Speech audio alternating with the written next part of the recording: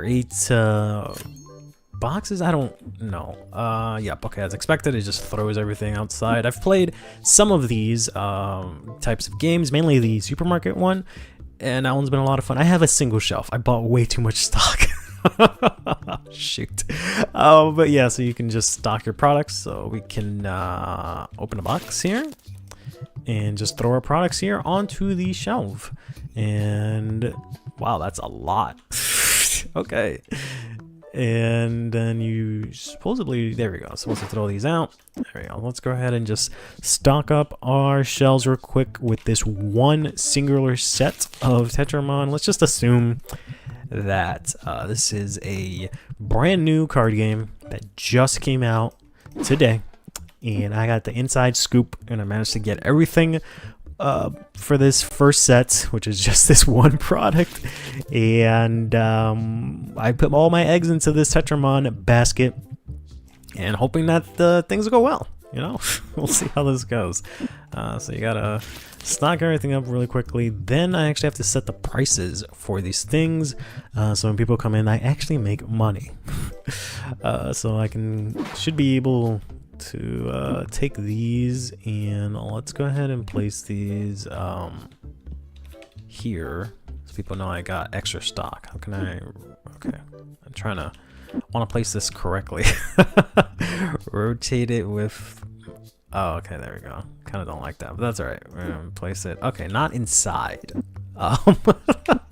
Let's go ahead and rotate it so it's straight. There we go, and just place it there. There we go. All right. So now we can take our extra supply that I bought way too much of. I don't know if the game is going to let me, but you can, you know, finagle and update your store as much as you'd wish. I'm assuming eventually we'll be able to buy tables and whatnot and lay it out, but I might need to get like a license or something like that. That's usually how these types of games work. But I might be able to buy a shelf here. I need to level up my shop. Never mind. So for now, we will just be selling that one thing. And that is it. Can I put stuff on top? Yeah, okay, cool. We can put the top shelf. Okay, perfect.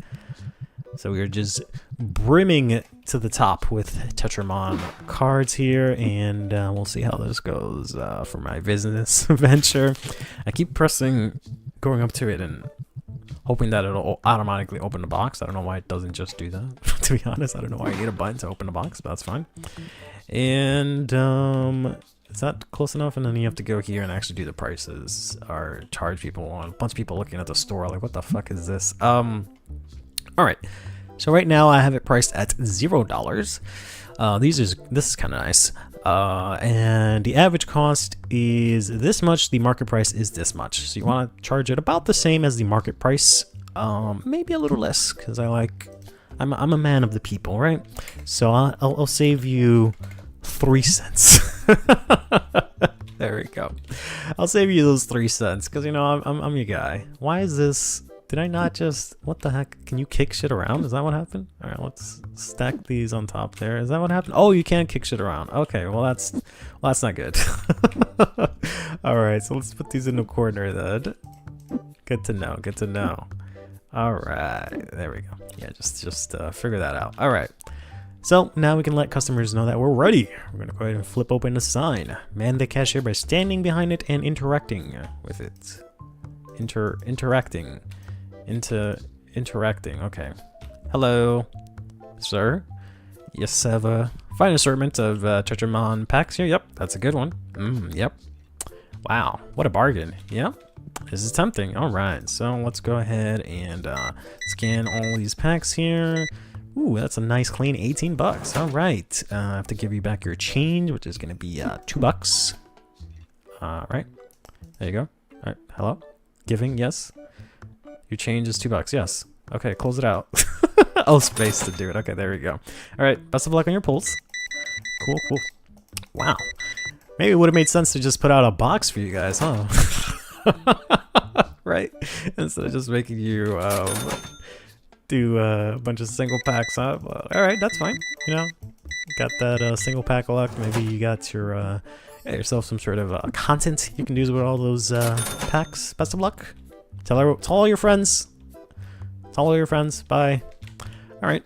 So then we can, if we'd like, we can restock these shelves once they start running out low. I should have like fucked with them and like mixed up the the packs from a single box, right? So like taking this and like just spread it all over it, so that like there's like maybe, so like I spread out all the commons and rares and stuff, so that they don't just dig into one shelf. But anyway, sorry, yeah. Let's go ahead and scan you out. Thank you, buddy. You want $8, huh? Okay. That is, oh, there you go. Goodbye. Hello, sir. All right. Ooh, nice. Tetramon, huh? I heard that game's pretty poppin', huh? I don't know if you've heard of this game called Vanguard. Not that I sell it. That's fine. I don't know if it's gonna, it'll probably be the kind of thing where you can sell multiple different card games, I assume, right? But we'll see. All right. Wow, you sure bought a lot, buddy. That is 14. That's basically a box. Oh, you're paying with card. All right. So I will charge you $42. There's going to be an extra convenience fee for like 3% or whatever the heck that is that they charge. All right. So grab card packs on the shelf and open them to get new cards. Sure. Why not? Take item. Take item. Take item. Okay. Take item. Take item. Take item. Oh, okay. There you go. I guess I didn't realize which way they were going to do it. Okay. So let's go ahead and open packs. I don't know why I need to open packs for.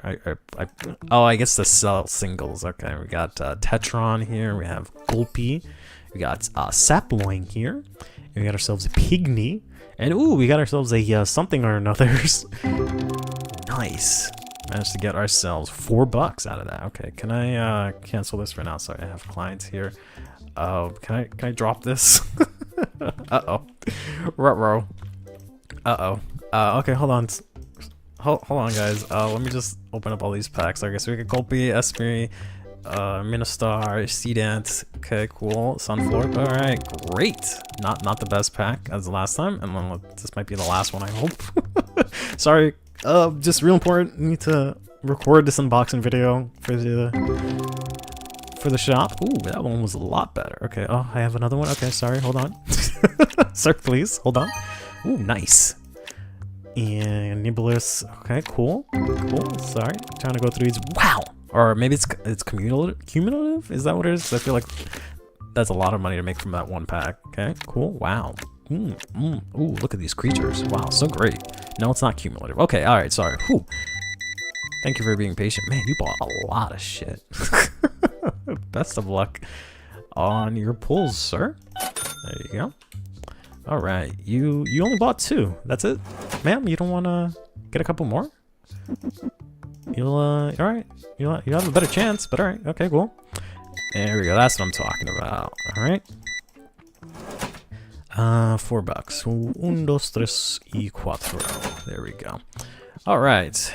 Buy a table and put it in the shop so people can come and play. All right. So I go to my phone here. Assuming here, tables. Wow. Well, I am shop level 2 at the very least, so I could buy that shelf I wanted. But here we go, play table. All right, let's go ahead and buy that. Can I buy this as well while I'm at it?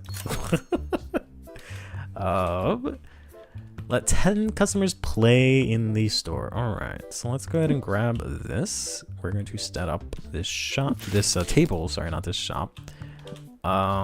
Let's go ahead and rotate it. Well, maybe this makes more sense, right? Have you over here-ish. There we go.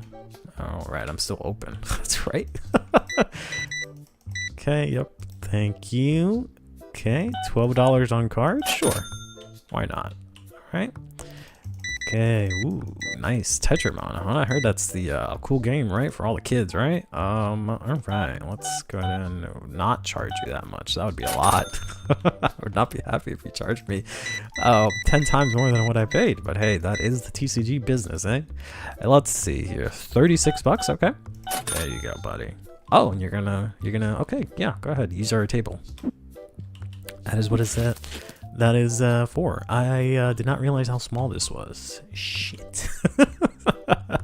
I was hoping it was the same size as the other one. Okay, that's fine. That's fine. Let's go ahead and move this. I don't know why this is so forward. All right. So he's doing something there. I don't know what the hell he's doing. Yeah, let's just stock these all over the place. There you go. Fuck up all your pull rates. All right. Love it. Loving it. And let's put in our other packs here. Just mess up with all their pull rates. There we go. Yes. Yes. Make them keep coming back for more. That's right. All right. Yeah, sorry. Cool. Hopefully you didn't hear me.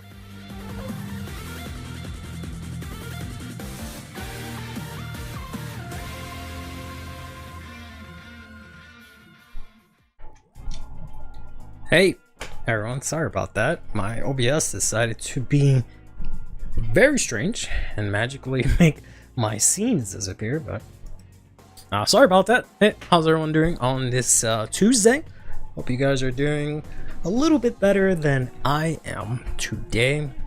I guess maybe TMI warning or gross warning inbound, but I was doing alright, you know, having a chill moment. It's like, okay, I have some time to chillax.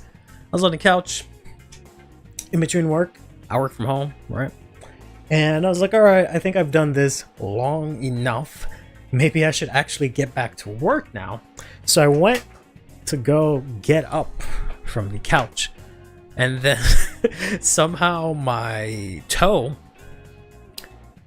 got stuck on the couch. Or like, well, as like I was getting up, I like dragged it or something like that. And then I guess my nail was just like a little bit too long. So I had like the first, like the 1/4 front of my nail just completely bend and like poke into my toe, I guess, or started bleeding. So that was the least comfortable way to get out of the couch, and it sucked. I'm okay now, stopped bleeding, and everything's okay, but that was just really dumb. So I hope you guys are having a better day than I am, just getting out of the couch and then suddenly I hurt myself and start bleeding, right? You're not vibing with the roto support, you know?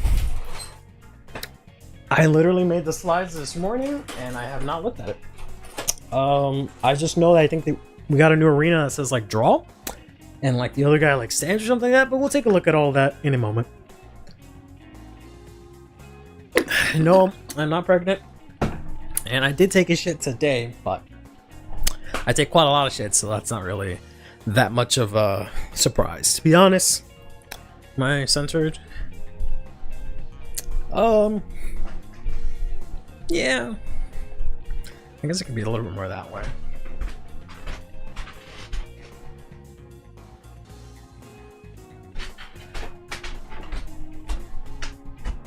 Yeah, good enough.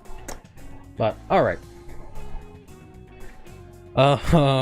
Ironically, there's already a mod in the works to mod the game to be CurlyHairedVanguard instead of the Tetramon, but since the game is early access, like it's getting updates constantly. So I tried to mod out today, but it already didn't work. So maybe I'll try it out again, but the second I tried to use it, it's just like, nope. But all right, let's get into the reveals since you guys want to jump right into it as usual. So today we had ourselves a new ROTOVISOR and a new Lascaria support. We'll also go talk about the anime episode a little bit. And we have some messages from the drop zone to go over as well. But before we do any of that, we have the usual card of the day. Today's stream is brought to you by the cards of the day. Such lovely cards as the Amber Colored Song Dometria here. You put out Bulbermine and Balzarade?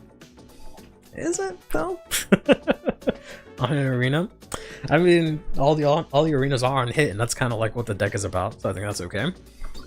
The grade 1 cyclers will be CCs, so both of them can res for a bit. That doesn't make any sense, I think. I mean, I don't know. That sounds like an insane cycler to make. That just every single deck gets access to generic countercharge. That just sounds... that just sounds absolutely insane, to be honest. But speaking of cyclers, Dometria here is just your fuck G zone card for lyrical. So it gets 5k shield if your opponent, 5k attack and shield if your opponent has the existence of a G zone, and then it gets plus 10k power and shield if they have something face up. We also got this, I think, really good blitz order for lyrical. So it's a grade 1 blitz order that is called Do It Myself. Much like myself. Much like my attitude when it comes to anything, honestly. But this says, choose one of your units being attacked, and it gets 10k to the end of that battle. If your opponent's attacking unit is a rear guard, however, you get 10k, you get an additional 10k, so you get 20k instead of 10k. Then after that, if your opponent has a face-up card in their G zone, you get an additional 10k. So what this means is that if your opponent's Vanguard attacks, this is 10k shield. If it's a rear guard that's attacking, this is 20k shield. But if it's a stride deck, it becomes 20k shield for the Vanguard and then 30k shield for the rear guard, which is pretty decent. I kind of wish that this was like 15, right? And this was like 25? Then it'd be like really good. It is grade 1, so at least you can use it in the early game if you're getting rushed. So it's kind of like a twin cast, sort of, but a little bit more shield value would have been nice. But yeah.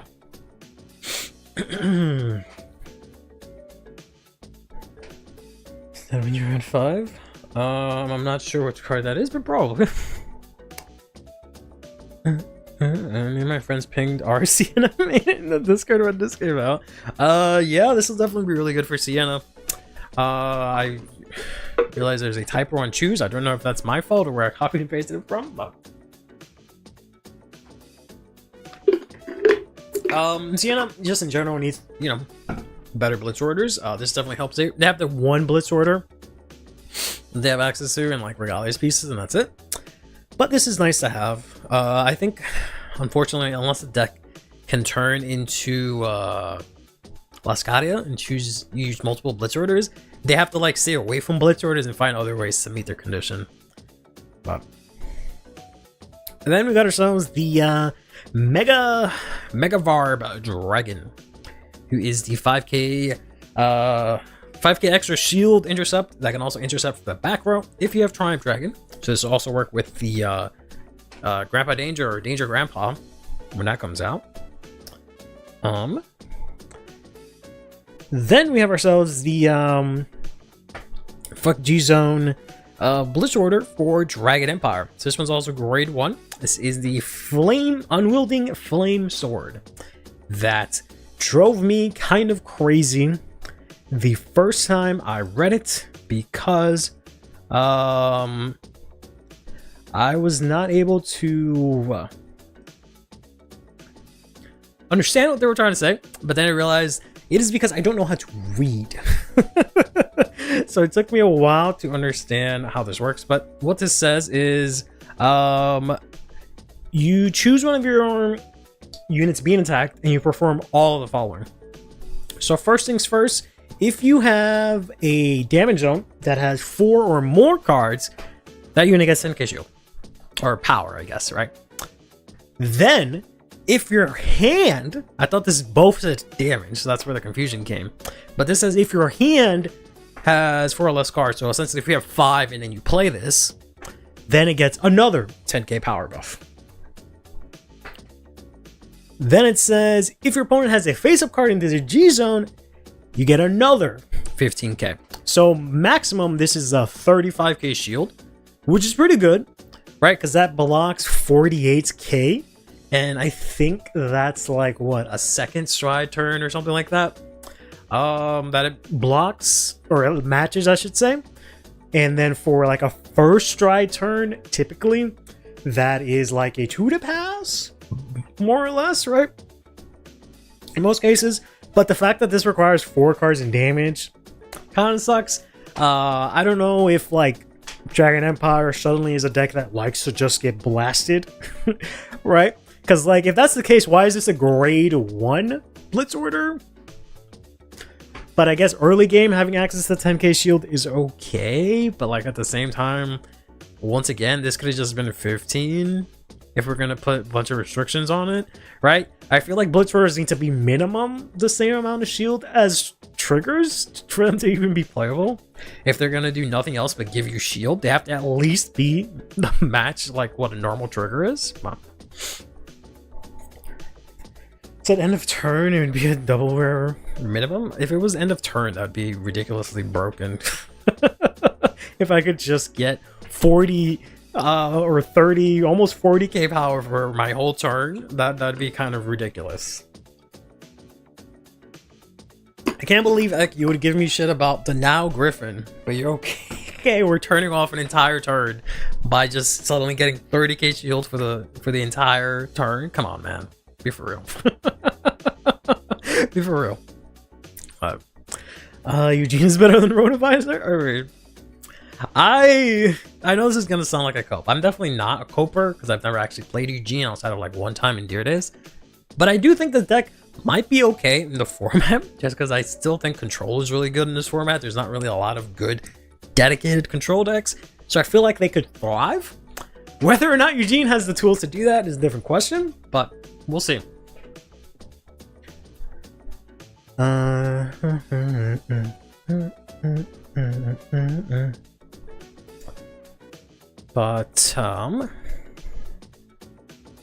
I think that's it, right? Yeah, so that's gonna do it for the card of the day. You're there with grade 3 shields already? Yeah, but that's 10k power, not 30k. And that's also premium. And that's also if your opponent is on grade 3, right? And you're not. So, kind of a different scenario, right? No. So with that, we can go into the reveals from this morning, which wasn't a lot. But we did get Frame 1, the Nova Grappler Arena Permafrost. We got it.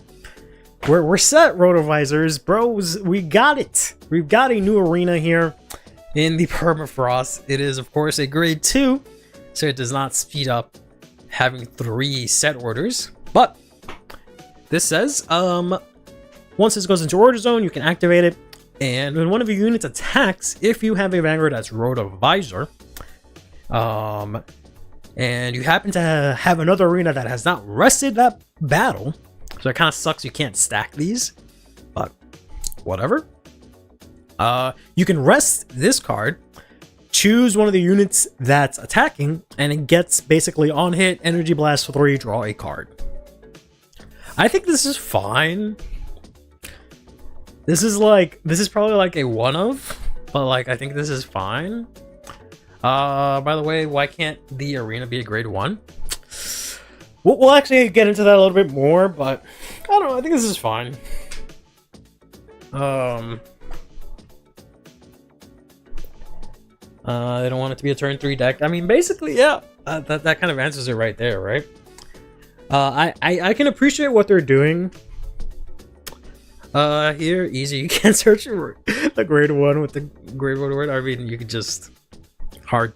I mean, that would be honestly, that would be more reason to make this grade 1. If you can't search a grade 1 order on the grade 1, then that's more reason to make this a grade 1 because it's balanced by the fact that Rotovisor becomes a turn 2 deck, but you have to hard search out your grade 1 orders at the right link with you. But yeah. I think this is fine. I can appreciate the thought of Rotovisor being a deck that focuses on hit attack things. I'm not a big fan of that. Notoriously, that hasn't been really good, especially in Standard. But if they find a way to make it good, I'm okay with that. If that's what the deck focuses on, I'm okay with that. You know, them exploring that as like a playstyle, I think is okay. The deck did need like a bigger payoff for having all this energy, right?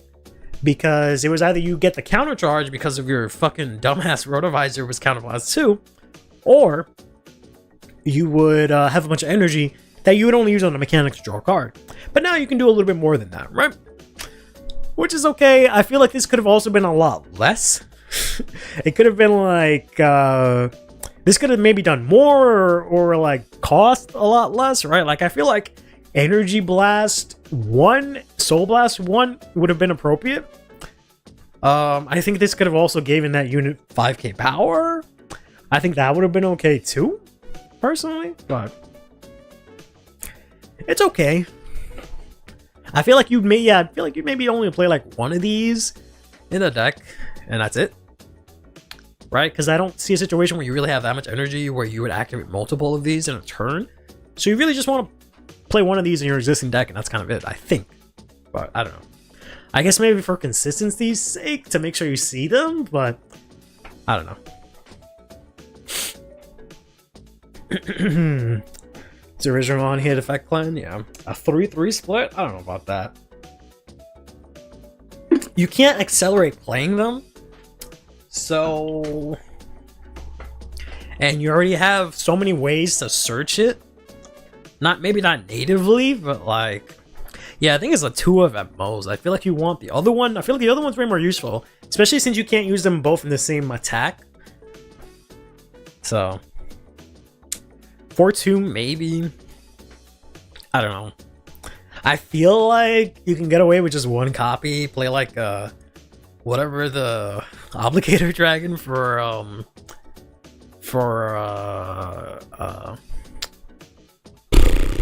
Blanket is, right? Or still play what's his face? A Bent Robust, and you'll be fine to search this out. If it goes to damage, it's like kind of whatever. Like I don't think it's like crucial either to your game plan, unfortunately.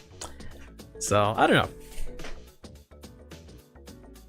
Yeah, the cheetah, you can like, I feel like that's okay to just play one of these, right? But I don't know. You can't search it because right, you have to play multiple to play a Bent Robust. That's fair. Yeah, you'd have to have the same copy, so you'd have to play at least 2 and then search it out again. That's fair.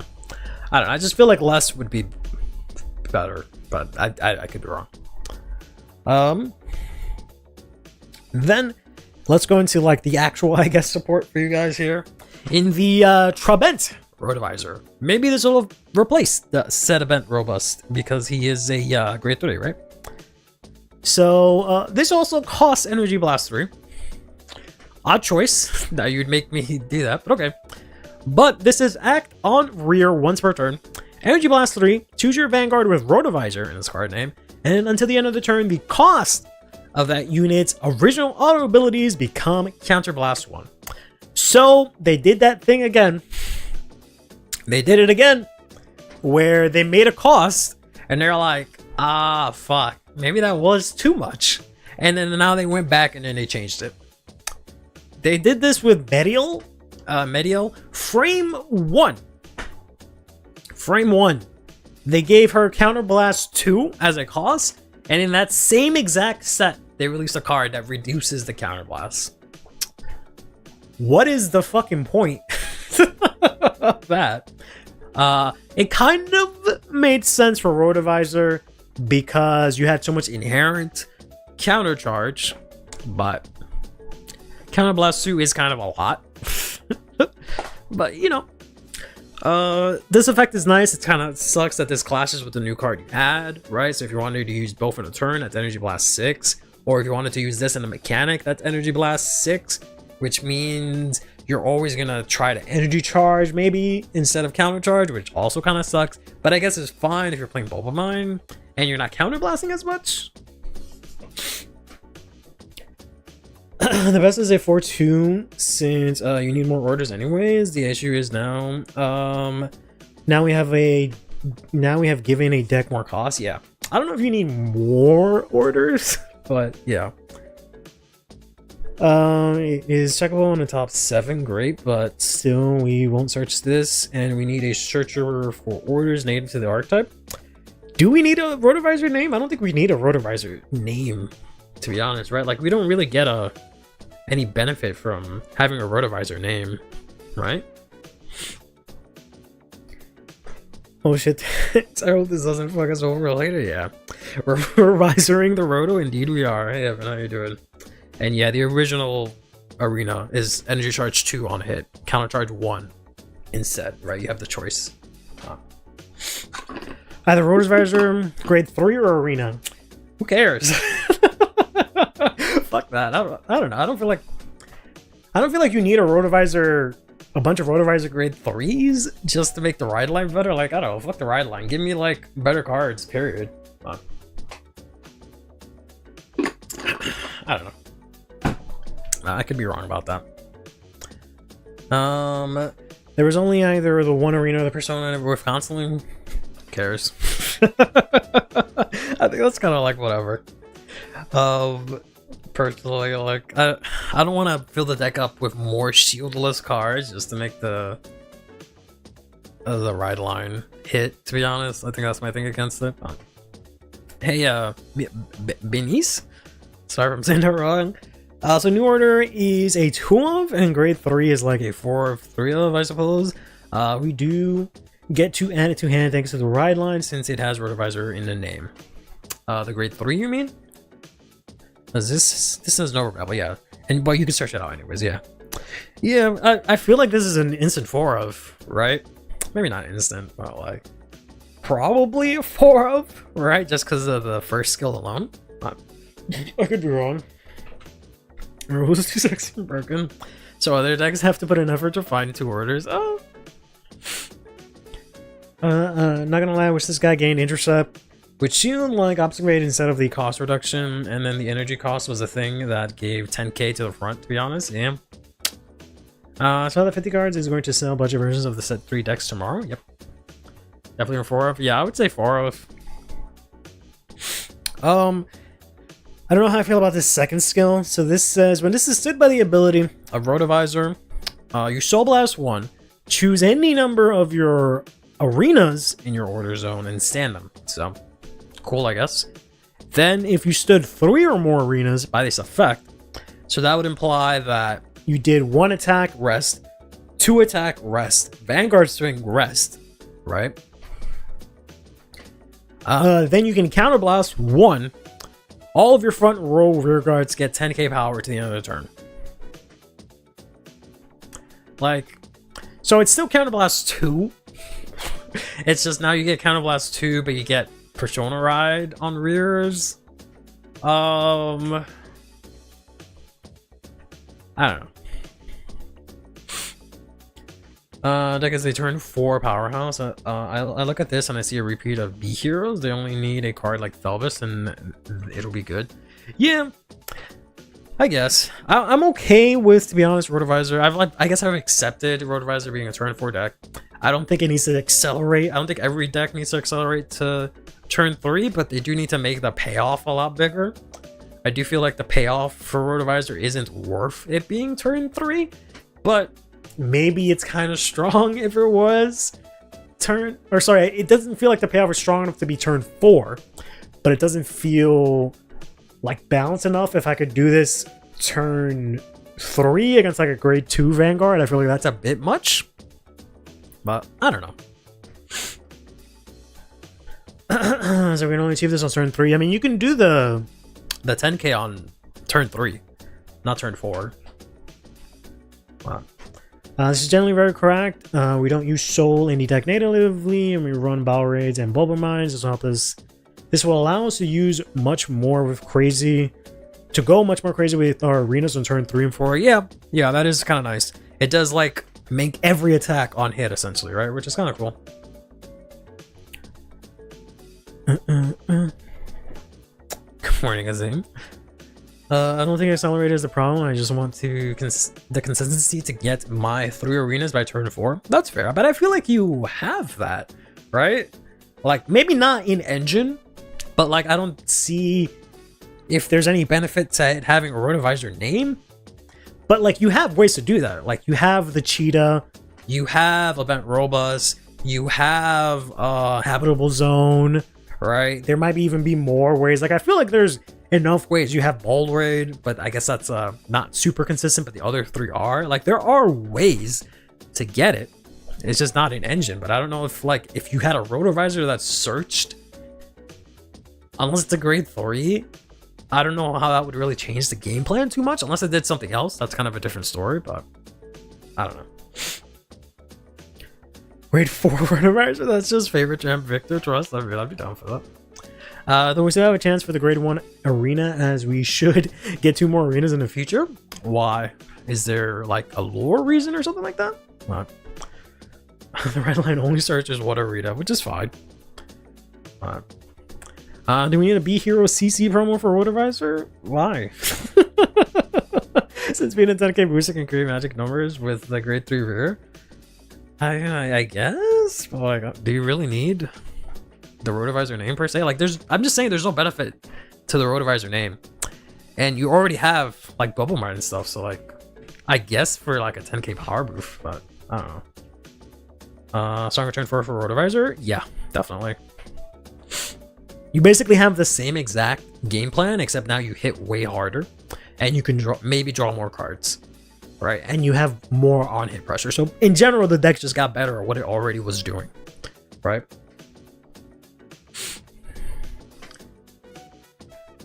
Uses them. I mean, like you don't have to play enough orders to protect them, but yeah, I mean, I feel like there's enough ways to get it.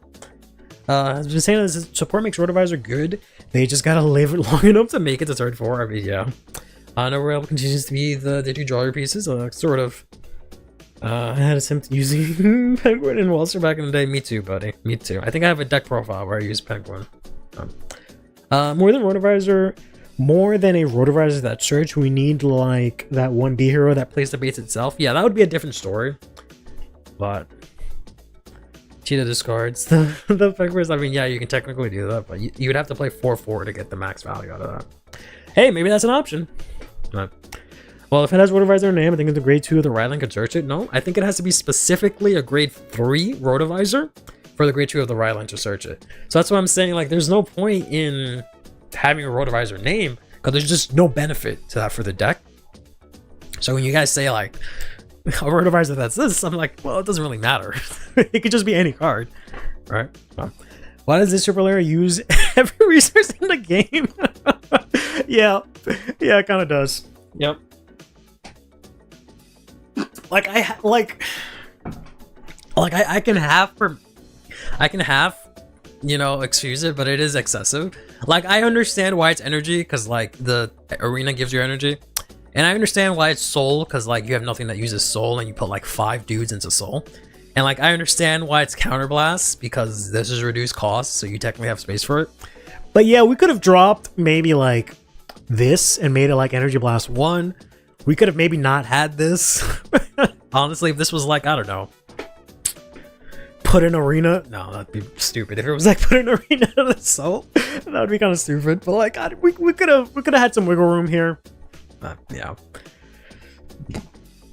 The arenas are based on environments that the ride line is fighting in. The grade 0 is urban, and now the grade 1 is permafrost. Oh, interesting. I don't know how that deck would work with 4 different arenas, but hey, it'd be nice to see. Being rotovisor name benefits from the Rhine line. Look at the top 7 to add 1 arena or 1 rotovisor named grade 3. Yeah, but why do you want more grade 3 rotovisors? That's what I'm getting at. I don't know why you want more grade 3 rotovisors, but are based on. I just read that. Sorry. The one thing it doesn't do is discard. Yeah, honestly, I'm surprised it's not like CB1 discard, but or put it something to soul or something. But we should get 2 more arenas with water design and a space design. It's too bad that they don't like the like arena art doesn't really tell us what the effect is, so we can't really guesstimate. But the next arena card is going to be a desert themed. I don't know. Is that what rotovisor? Isn't rotovisor in space? Where's there a desert? This probably means more grade 3 rotovisor stuff. Ugh. I don't want to play Bastion. Why do you guys want to turn Rotovisor into Bastion? It's just a bunch of grade 3s that restand? What the heck? Your deck gets the orders crazy. Why do you want more grade 3? Why do you want more grade 3 Rotovisor Persona or this new grade 3? Like, I feel like this is a good enough grade 3 to have in the deck. I don't think you need any more. But yeah, addicted to freaking. Oh, y'all want to play like 4 of all the orders. You want to play a bunch of grade 3 Rotovisors. Like, come on. What's going on with y'all? Okay. Give me a superior ride for Leonor. Get the hell out of here. Get him out of here. Mods, get this person. Superior ride for Leonor. Unbelievable. Superior ride for set 13 deck that's still getting tops. Get him out of here.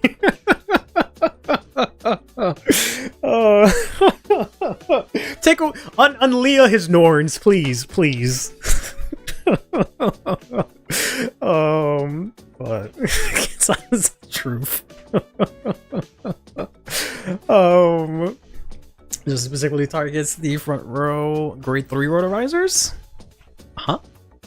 This is just anything. Shields don't do anything anyway on grade 1 and grade 2, so they might as well grade 3. I mean, sure. Intervention. The day Rotovisor drops Combined Rushers. The day Rotovisor becomes a competent independent deck. I don't think anyone actually plays it aside from my dumbass. Plays Combined Rusher in it. But just draw better.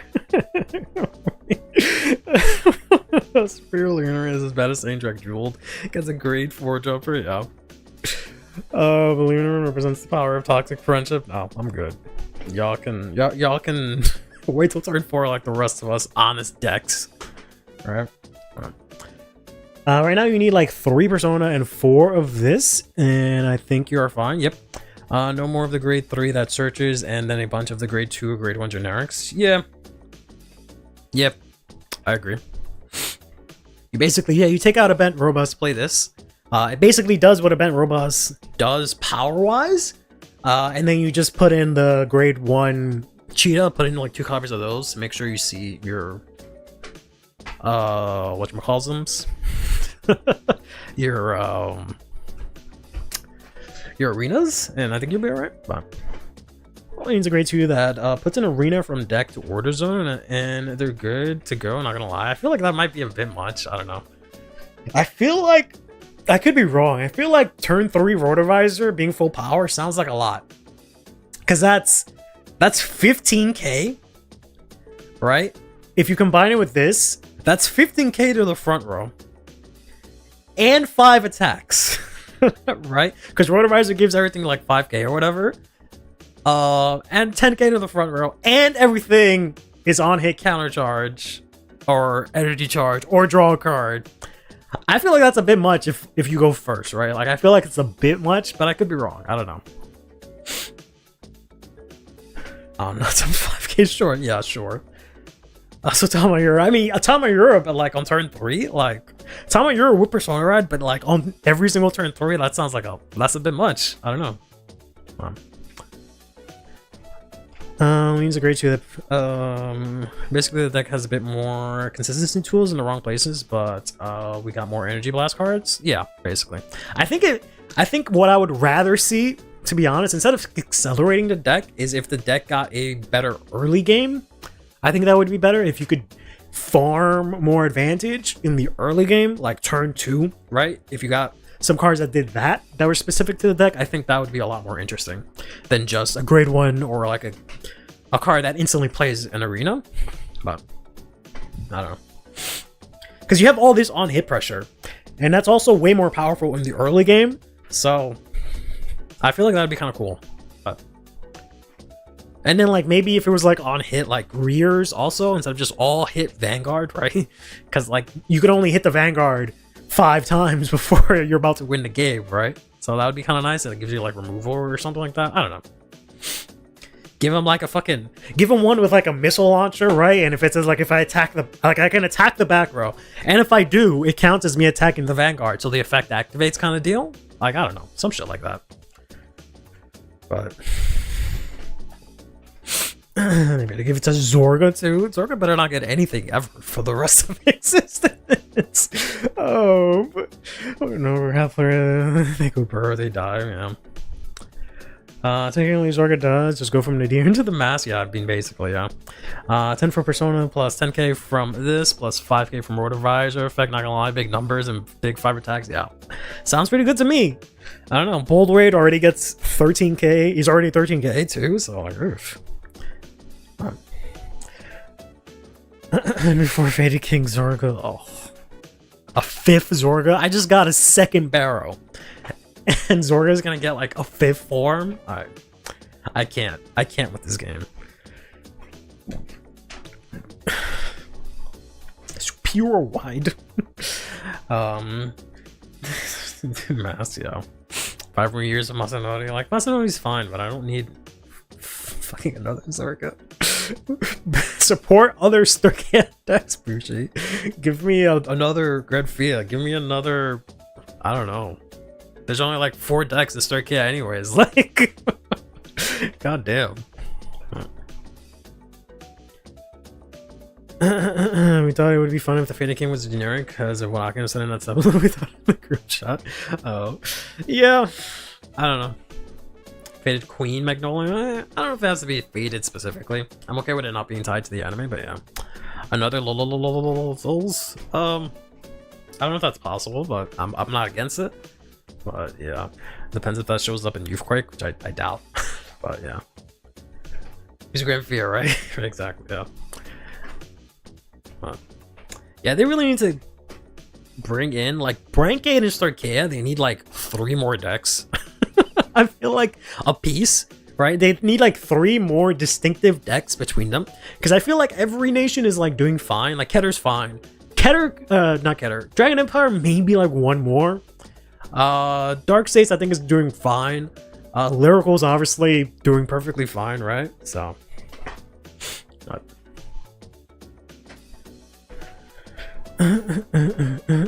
more Maelstrom stuff, I guess. I guess Maelstrom can get something. The Flagberg 2, he gave Inlet the Alden treatment. I would rather Flagberg 2, I think. Especially considering Alden treatment only worked because Bastion had 3 forms already, right? So that's a bit of a different scenario, but yeah. Flagberg getting its own form would be really interesting though. But alright, anyways. Speaking of, I guess, of Leonord, here, let's go into the new Rotovisor support. So first we have Veleno Soldato Derobe, which just says, on place, if you have a grade 3 or greater Lascadia, and your drop has a card with the same card as this unit, card name as this unit, this gets 10k to the end of the turn. Who the fuck is this dude? Why is he in Veleno? Why is this fucking Musketeer Bloom having ass doing in Lascadia? I don't really understand where this effect came from, but he's not legit not bad. I don't know. Like, I don't like the fact that it's locked to grade 3, but like, it's a very diverse crime family, I guess so. He just doesn't fit with like the rest of the deck I'm on, but 10k is nice, but this means you have to play more than one. Yeah, I guess he is 25k and you get like big boosters, so he's like decent, but like, I don't know, it's just a strange thing. But like Eugene support that changed Cloth. Yeah, he got tired of just fucking whack ass Dragritter or Duststorm, and he just changed coat, literally. He just like, yeah. But yeah, because like, how are you gonna fill up the drop with this guy? Like, I guess there are ways, but like, I don't know. It feels like to set this guy up, I don't know. If he had like another skill that said like in the early game, retire, draw 1, or something like that, or add a blitz from drop, maybe that's a bit too much. Like a top 3 for a blitz, right? Retire after it attacks, then maybe. But the fact that it's just 10k and you have to set it up seems like a bit much. Does feel like it belongs in another archetype than Valeno? Yeah, like there's no like same name synergy, just archetype synergy, right? But like not same exact name synergy. But yeah, it's a fine card. Fitting waifu? What do you mean it's not fitting? Has flower maiden waifu? Flower maiden? Who's flower maiden waifu? There's no flower maiden waifu. Wingstop with sauce. The hot or the lemon pepper. Doesn't work when you're going first, so there's nothing else to the columns or front. Yeah, but you'd have to have at least 2 of these, right? Presumably, I guess 3 of them. If you're gonna call both of these in front row, I don't know. Do you even have the space to play this? I don't know. Mango habanero. I've been wanting to try that, but I feel like I can only get that from like a place that's not Wingstop. But his pecs, yep. He does look rather... Kind of looks like... I can't put my finger on it, but he looks like some other Vanguard card. I just can't put my finger on it. Grade 3 from set 2? I honestly don't even remember what the fuck that shit does.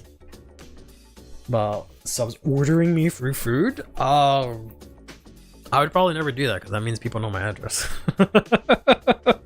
Oh, Pectember? I guess so. Picante. I can fucks with spicy food pretty well. I love spicy food. I don't know what my like actual tolerance is, but no, I can roll. I fucks with spicy food. Remember me Wingstop now. Out of the way it is. You're fine. You're not missing out on much. Don't worry about it. On attack, CP1 paralyzed. No, this is. Why would you give it another gimmick? I'm already complaining that he feels out of place, and you're gonna give him a whole nother dex gimmick. Did I order from the wrong place again? Yeah, I realize now. On Grubhub, I ordered. I think I said I ordered. I don't think I told you guys. I ordered last Thursday, Wingstop, and I went to the right Wingstop because you can change your location on Grubhub. So I went to the right one, and it was all right. You know, as good as like 10 at night wings, and carrots, because I hate their fries. I got fucking carrots, and it was pretty good. Me and my dog had a good time eating the carrots. I don't know what to do for dinner. Me neither.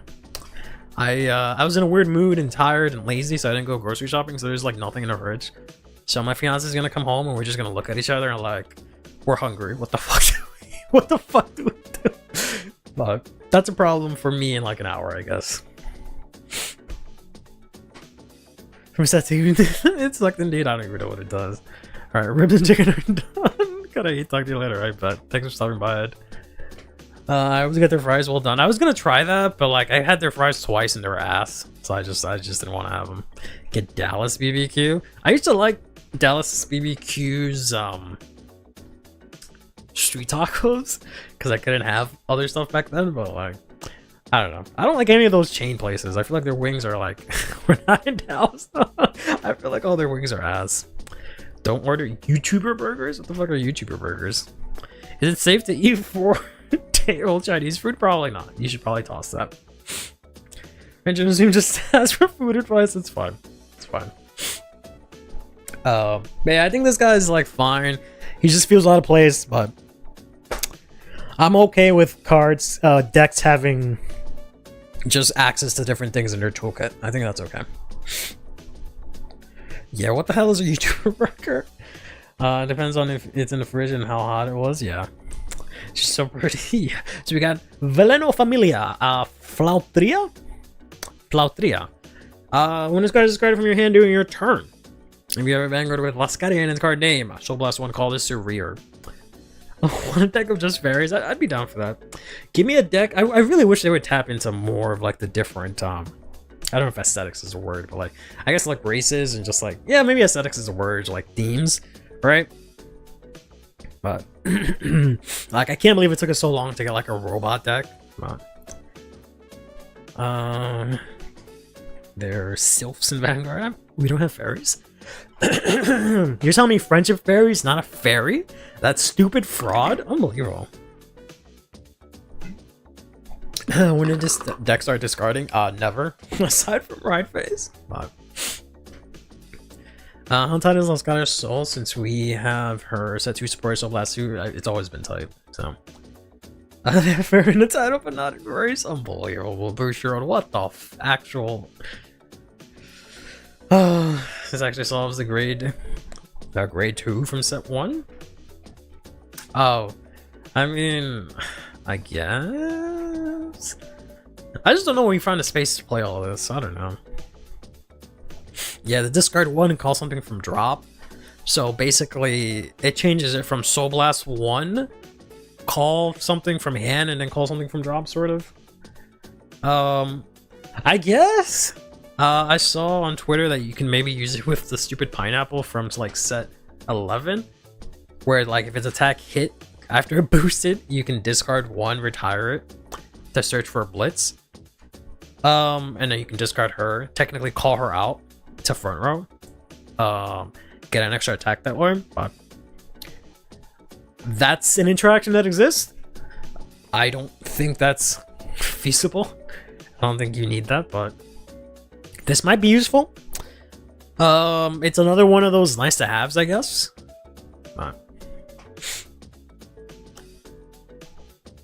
She also picks a blitz from drop. Oh, she lets you choose a blitz, so you can discard.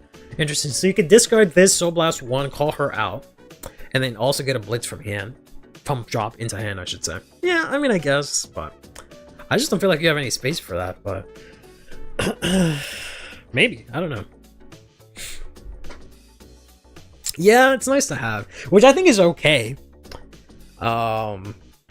I feel like Valeno needed a little more than just nice to have. Just maybe like 1 good card, but I don't really know what it is that Valeno needs per se. I feel like the deck is solid as a whole. It kind of has what it needs right now.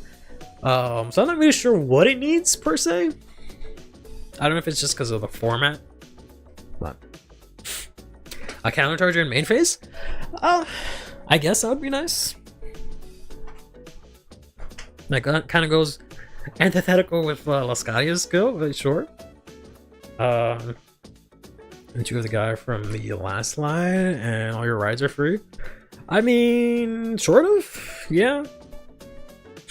You have no soul, but yeah. You spend a lot of CV. A lot of CV, and don't start CCing until your first grade 3 turn. Yeah. I guess, yeah. And I think maybe, I don't know, I feel like that's too easy.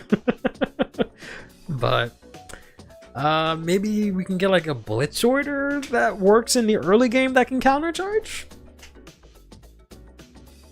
Maybe. So it's a little bit more on theme rather than just like here's a Boba Mine or something like that. But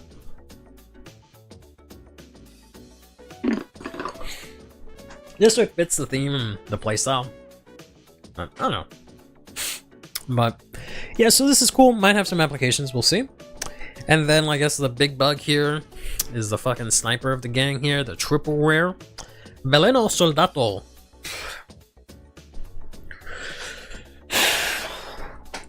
Lefonohila. Lefonohila. Lefonohila? Nefonohila? Lefonohila. Lefonohila. Oh. Leaf? Lefonohila. Lefonohila. Okay. That shit almost sounds like an actual name. Holy shit. That's a mouthful, yeah. So this says, when this is placed on rear, if you have Lascadia, Counterblast 1, look at the top 7. Search for up to 1 Veleno in his card name, or up to 1 order card without the Regalis piece from among them. Put into your hand and shuffle your deck. Pretty good. And then during your turn, if you have 3 or more units with Veleno, this gets 5k. Really good. I know the thing is that this does kind of replace the triple rare, or sorry, the double rare from set 1. Maybe. You could also play both. You know, I'm a big fan of playing 2 cards that do the same exact thing for the sake of consistency. But I feel like this is pretty good. Yeah, like if you have the space, I feel like the deck space, you have like what, maybe 4 slots left, right? Assuming you don't play a lot of blitz orders and you just find a way to cycle the good blitz order, but I don't know.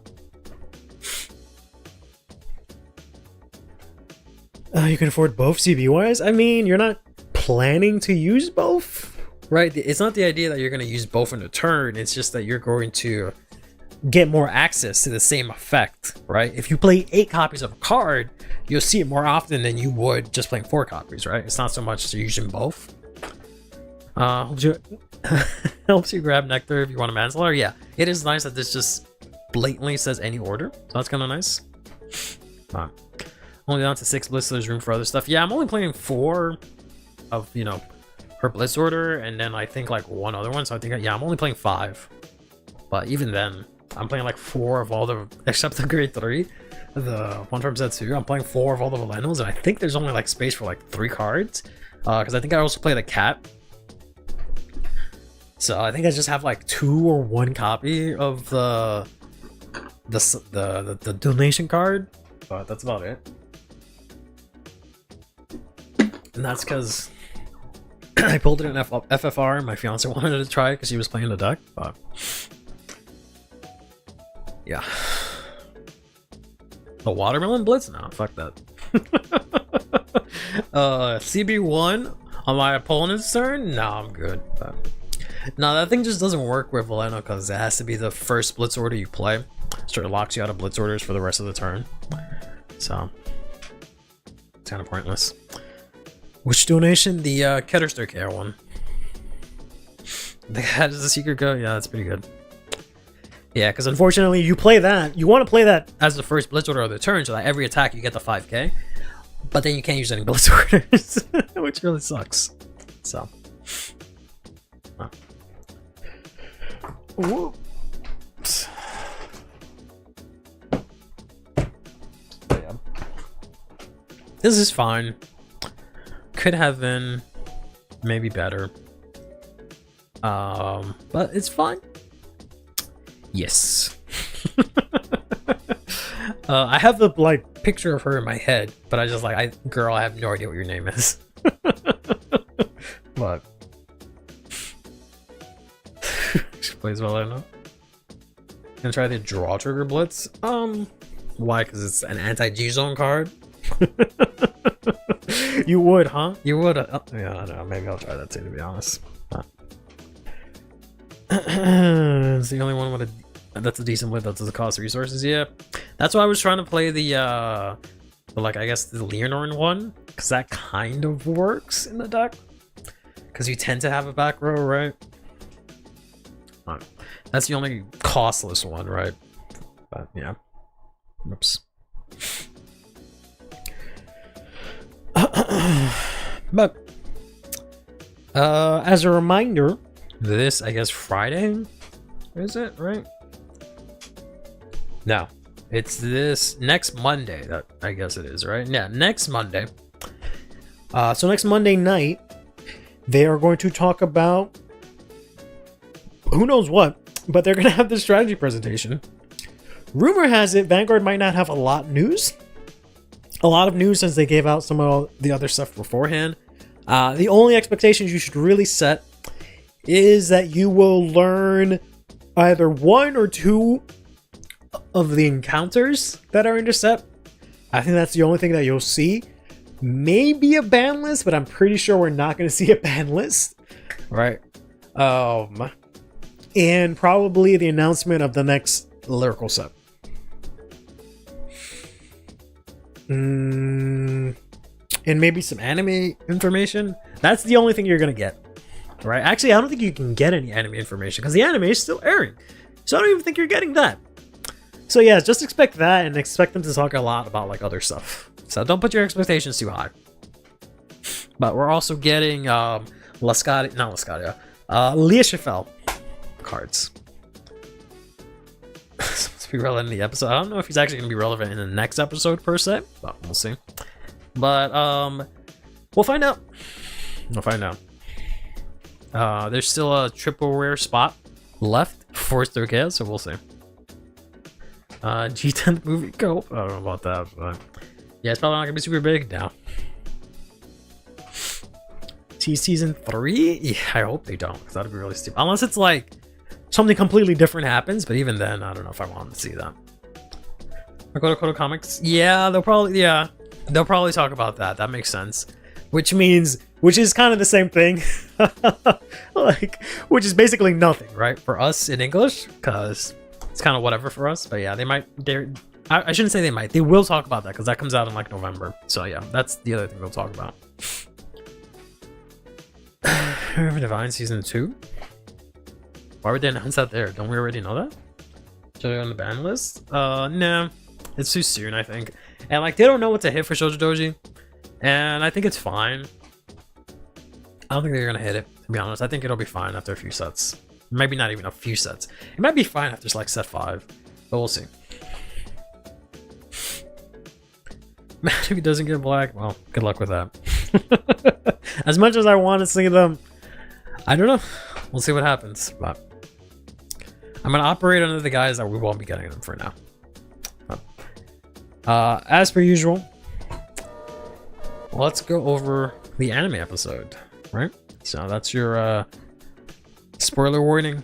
We're gonna go into details of the latest anime episode for Divines in a bit. Is that really loud, by the way? Please let me know if it's like really loud and hurting your ears. Let me know. I'll lower it. Some of these ends with Design Force being leaked all over the world, which leads to more users with divine skills. You know, I was actually thinking of something like that, where like I'm hoping something like that happens, because essentially what I want to happen is that we have another like limit break type error, where like every deck gets access to this new mechanic. I'm sure Ek is going to chime in that it wasn't a mechanic, it was the worst thing that ever happened, blah blah blah blah. But I'd like to see something like that, where like every deck gets access to this thing instead of just these brand new anime decks, right? They only them get access to divine skills, because it feels like even less of a mechanic when only specific decks can use it, right? So I don't know. And Doji and Power keep everything else. Every deck ends games by turn 3 in the next year. Yeesh. We'll also have to see how much damage the Stride decks do to Shoujo, or the other way around, right? But we'll have to wait. I'm being notified that I'm approaching the X. Yeah. Technically, sir, that's from Mega Man 0. But yeah. It's just the midpoint villain. Yeah. These are the mechanic. I just like the error of like, it's a new mechanic, therefore every deck gets access to the mechanic in their own way, right? Same thing with Break Ride. Every deck gets access to this mechanic in their own way, right? I think that's kind of cool. But with it being like divine skills, it's just like, you're not an anime, you're not used by an anime character. Go fuck yourself. Rip, you got me. Yeah, it's all right. It would be cool if that happens, because there might be an actual divine skill, Graham Grace and Fabio. Yeah, so I don't know if divine skill per se, I'm okay with divine skills being exclusive, but if they came up with a new thing and they did that kind of thing like Agro was saying, where like the divine force just goes all over Cray and everyone gets like a new power or something like that, I'd be okay with that. I don't know about divine skill per se, but yeah.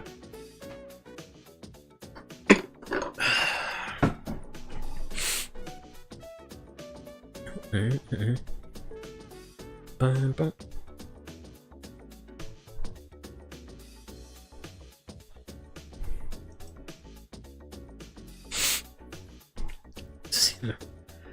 that what the Z in the Vine skill will be? That'd be nice. But if I were something that was called, I mean, it doesn't have to be that same exact thing, but I don't know. As well as we don't know what the Z is in the title, I don't think it's really anything, but hey, maybe it is. Who knows? I don't I had to be rude and always say this, but I can't give Bushiro the benefit of the doubt at this moment. I just don't have faith in the product that something like that would be prevalent, but we'll see. But all right, let's talk about the anime episode. What do you guys think? I liked it a lot. It got a little too anime-y at the end, but I'll let it slide. But I liked it a lot. It was a good episode.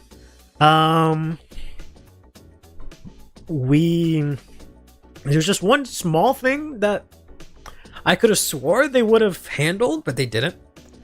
It was good. Seeing the characters interact was nice, right? Seeing actual interaction, seeing them have personalities and desires and things other than just card fighting was nice, and seeing it for more than 5 seconds was nice. I feel when your anime is anime. So we can have a hostile takeover. I mean, hey, if we're the majority shareholders, they have to listen to what we say, right? About the ruins incident? What about it? There's nothing new shit. Yeah. As expected, literally they were just made to be jobbers just for Sibyllith to enact this plan, which I think is fine if that's the intended purpose, right? And then that kind of, again, brings back credence to what I was saying. That's why their divine skills are kind of like sort of meh, because they're all kind of fraudulent and they're just a bunch of like jobbers, right? So they're just false prophets or false whatevers that were just giving this power, but really they're just, you know, jobbers. So see all the 6 of them were being chosen as fated ones is nice.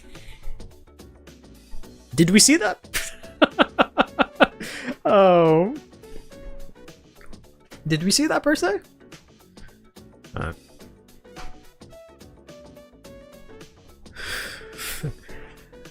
He hasn't done anything since episode 2, which is one of my one complaint of the season. Yeah. So we I feel like I was trying to find the clip, but I guess I didn't actually say the words. But I could have swore at some point I had mentioned, like, I don't know, maybe he's the camp counselor or something like that. But yeah, Taizo was a camp counselor, as we expected, or as some of us predicted, right? And all the kids were there hanging out.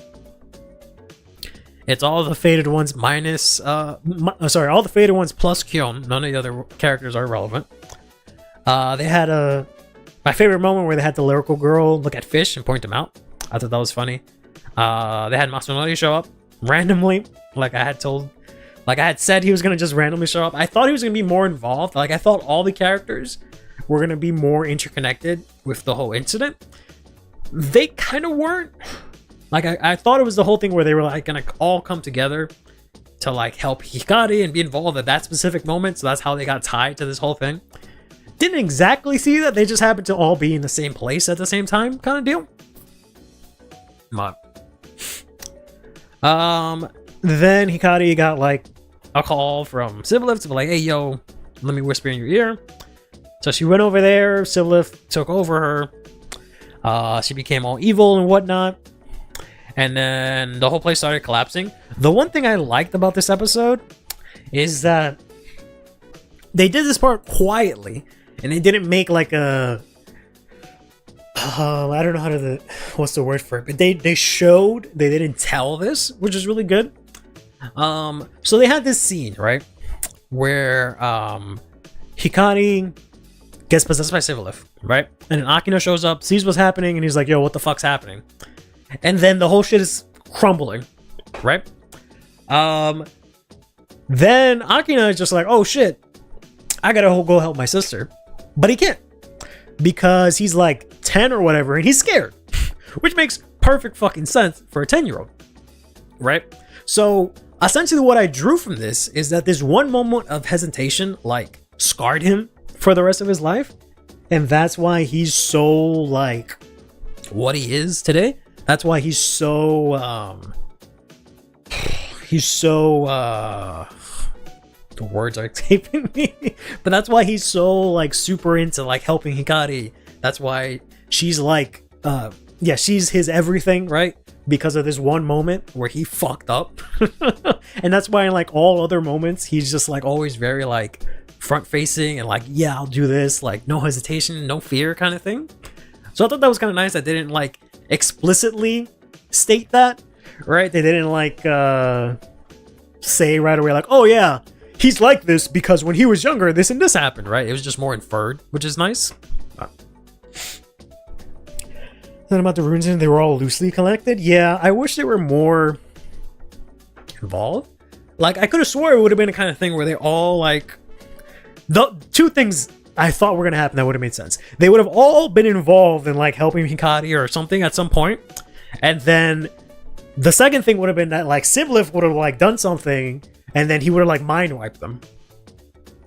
Because, like, I half get that it was 10 years ago. Maybe you don't remember, you were really young, but like to not remember the two blue kids, the two blue-headed kids,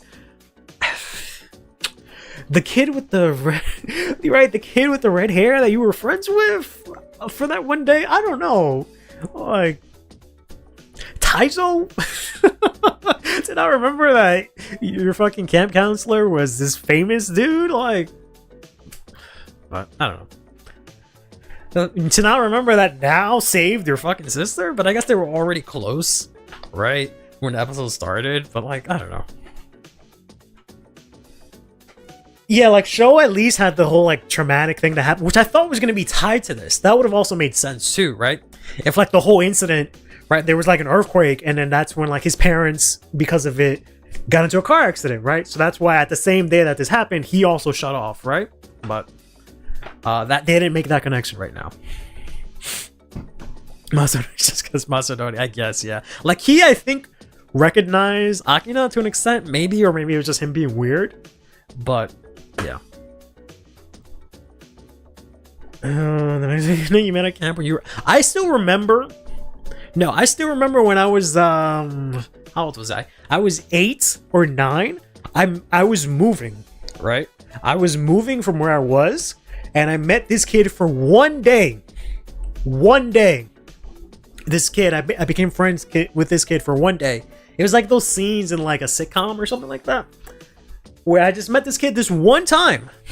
We just happened to become great friends this one time.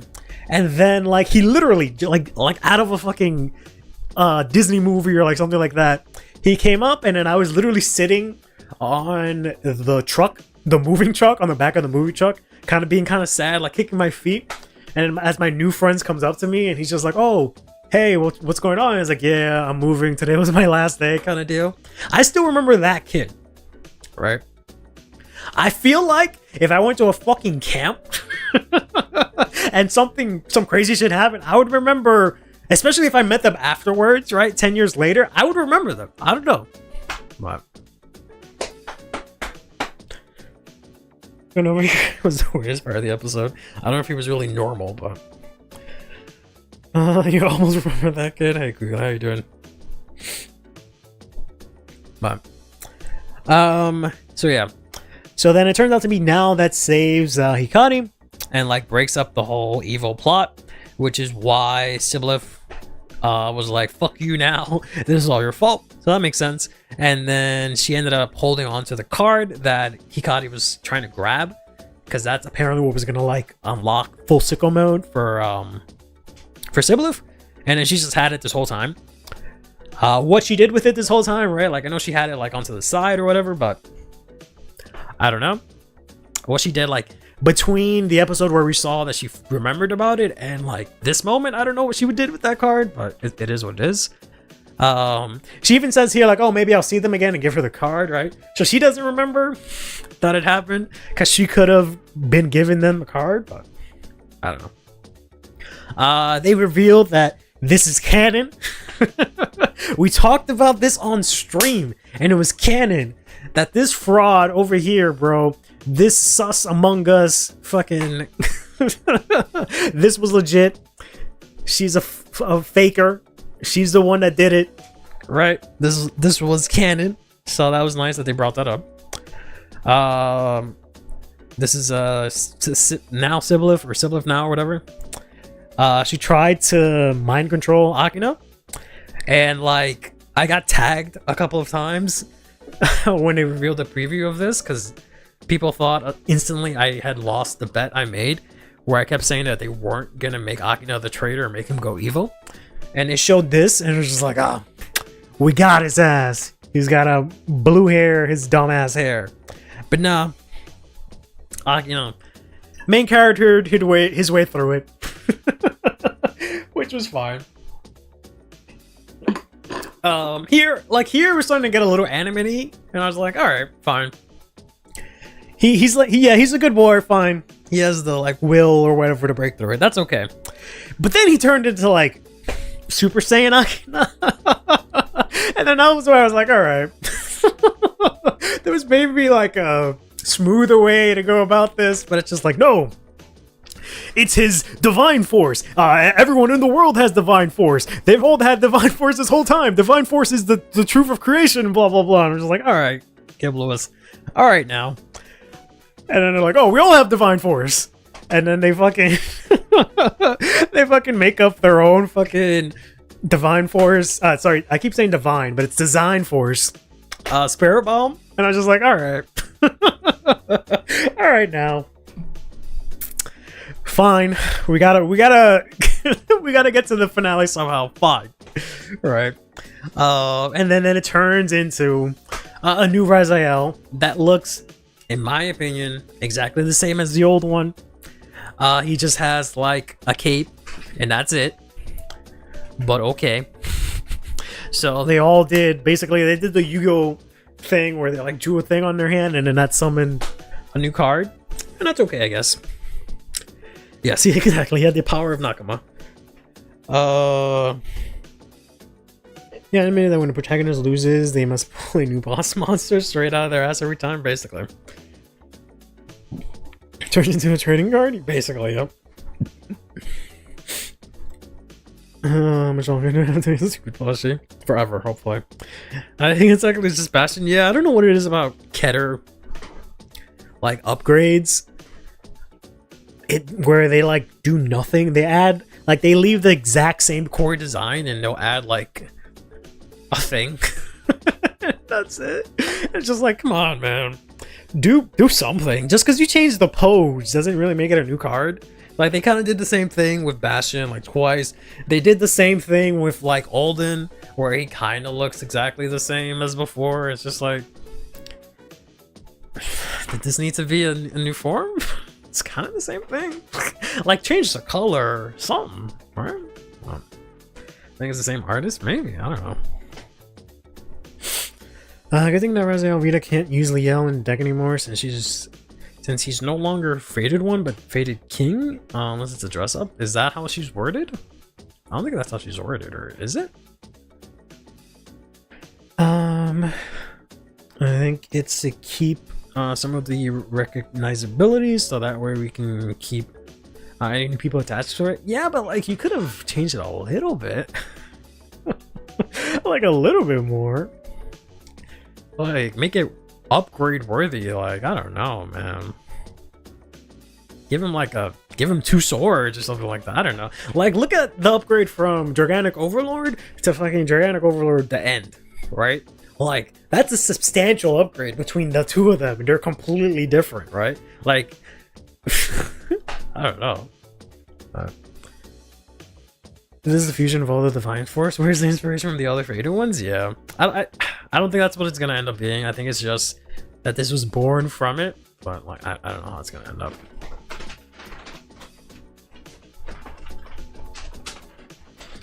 No. Is this? Is that?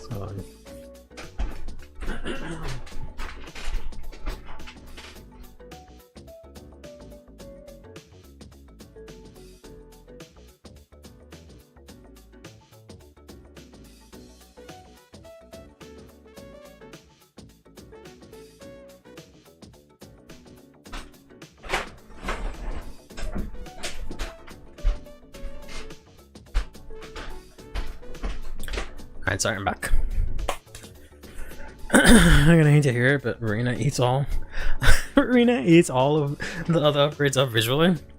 Yeah, those are actual like substantial upgrades, and they did it like 12 times in a row. So yeah. Sorry. Our New York peaks are materialized out of thin air.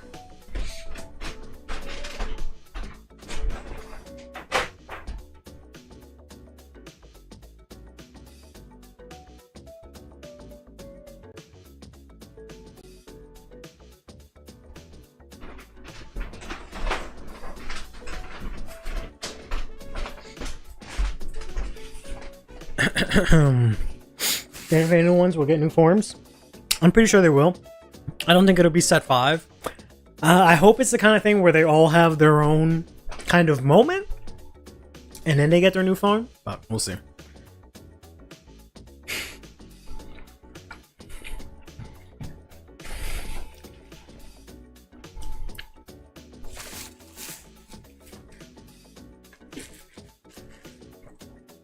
The same uses divine skill already. You can use another one. I would be really upset if that's what this one does.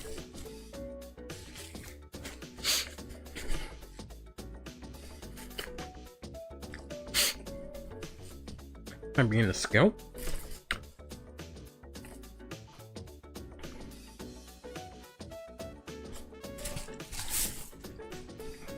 And hope that this Raziel is a cross ride instead of a completely new deck. Yeah, I would rather be a cross ride.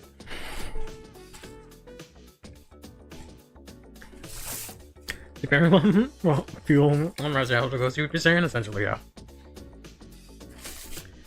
If you use a divine skill this game, then etc. I don't really want that. Because that's basically like a... I mean, I guess, I don't know. That's like a divine skill and a divine skill, but we'll see how it works out.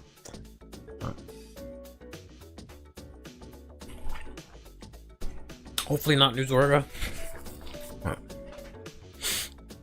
Use all these existing supports, so they only require Raziel name, right? Yep.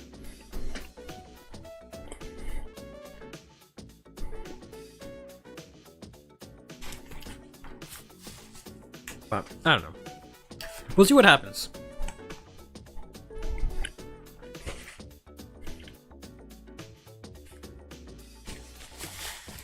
We also don't know what it is that it's going up against, because pretty soon, I don't know if it's going to be the next episode or the one after that, but we're getting Akane vs. Now Part 2, with both of them using presumably new cards. And then here's an image of the new Raziel. I think, what is it? Faded King of Miracles, probably? Faded King of Miracles, Raziel Vita.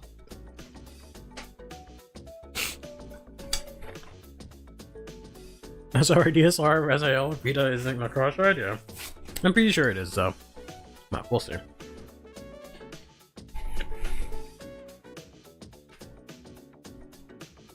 I don't know. I mean, it's not gonna be similar. It's probably gonna be like... I don't even know what it's gonna be, to be honest.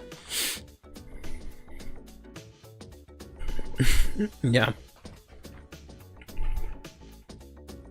That's right. There's no anime episode this week. Thank you. And I just remembered about that.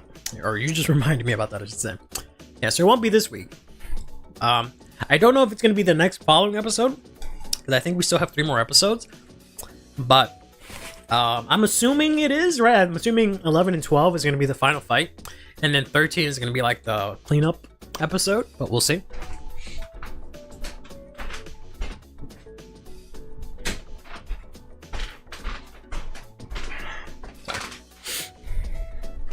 We'll see. And I forgot to add a slide for it, but apparently there's something going on with Kyung and Shul. They might have a round 2. We'll see.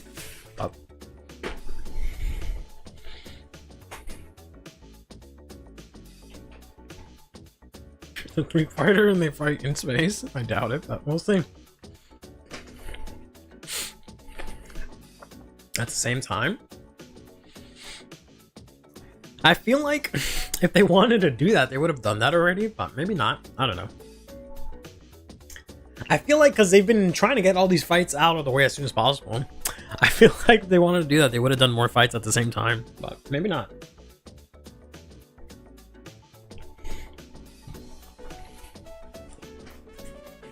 Maybe it'll be like Joan and Show, episode 11.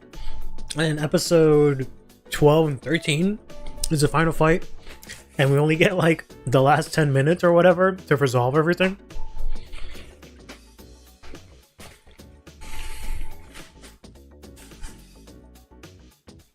Tag team match, imagine. Maybe it drags on to season 3. I would be okay with that. I would be okay with them not rushing it for the sake of finishing everything in a season. But I just also don't know what's gonna happen. Like, I don't know what the premise for season 3 is, so presumably they're gonna have to set that up this time, right? Because the ship gets washed, what happens after that?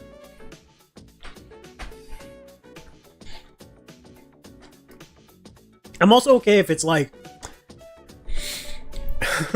if they kind of do like a will dress kind of thing. Like, don't change the name because that shit was stupid. But if this is the end of like the Fated saga or whatever, we keep the same characters and then we have another 2-3 seasons of like some other kind of plot, I'd be okay with that too. Come on.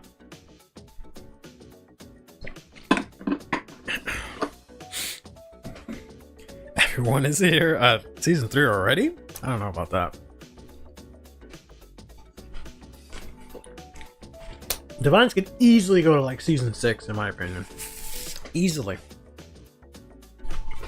But it also kind of depends on the card game, right? Will Divines.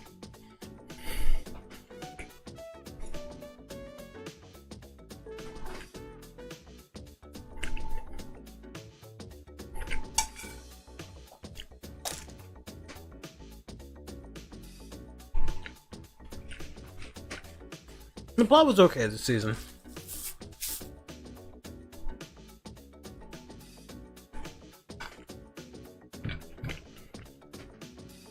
I would have liked a little bit more actual plot and like things to be a little less rushed. But that's kind of what I say every time. I would have liked the Descent fights to have meant more. But overall, it was a good season. How old is Hikari? She is 13, and the older one, I believe, is like 20 or something like that.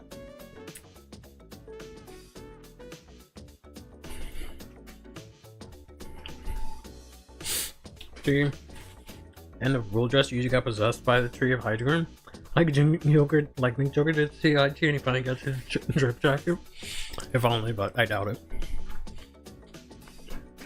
I also don't think they can afford IG's voice actor for that long, so.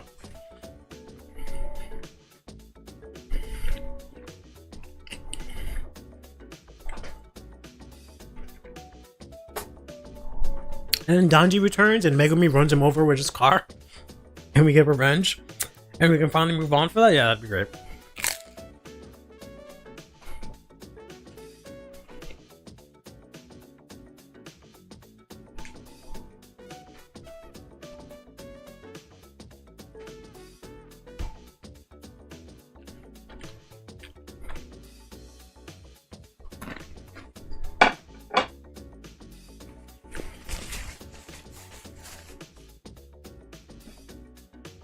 Sorry, let me chew. The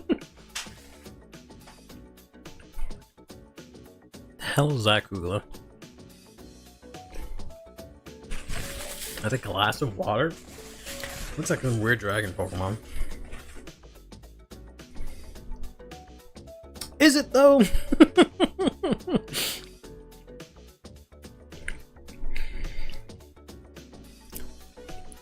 Sibyl jumps into Kyung next, and like level support, floods the board with markers, and guess who has a unit that clears markers? Oh my god.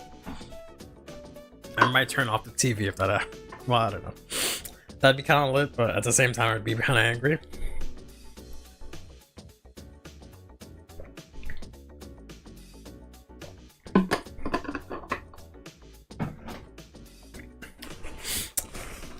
They just go, this really was our card fight Vanguard.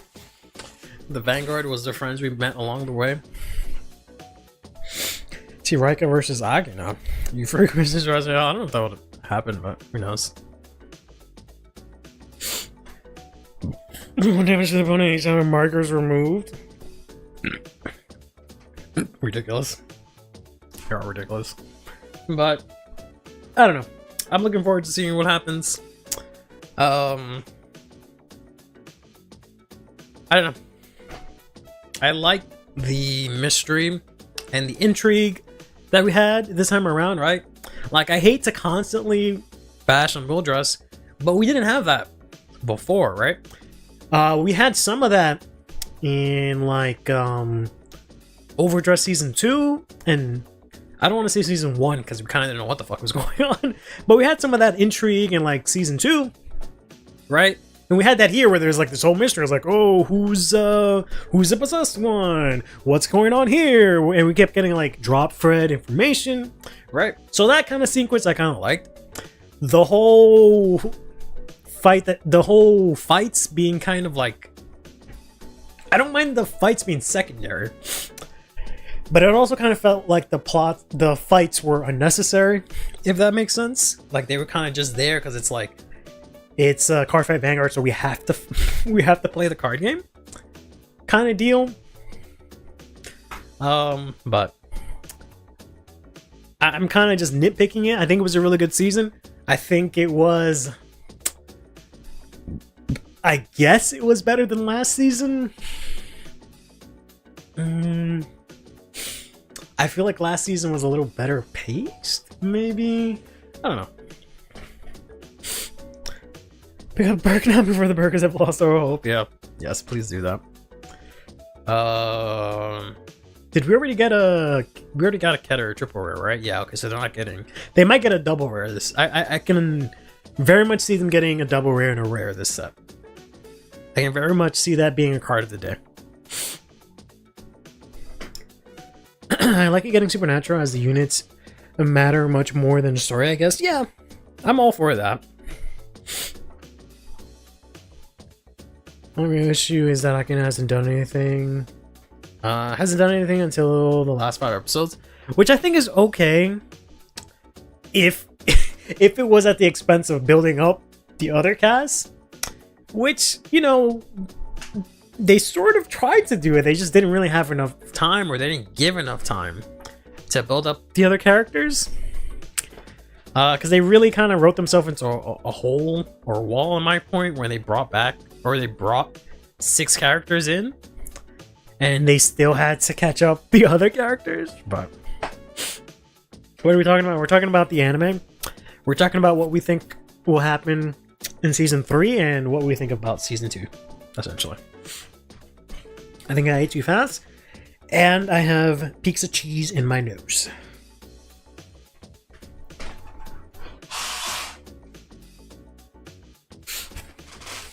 Sorry. The time in Akina every episode, I'd be so bored. Exactly, yeah. I think Akina solidified himself. Like, I think in season 1, we solidified Akina as like the main character and like main character worthy. Where like he doesn't need to be as involved this season.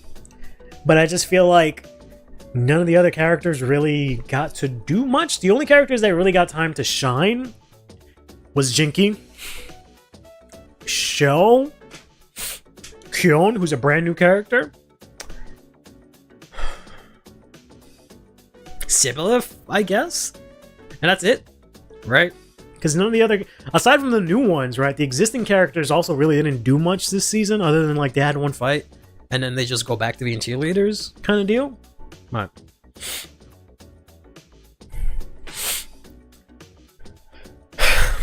Right.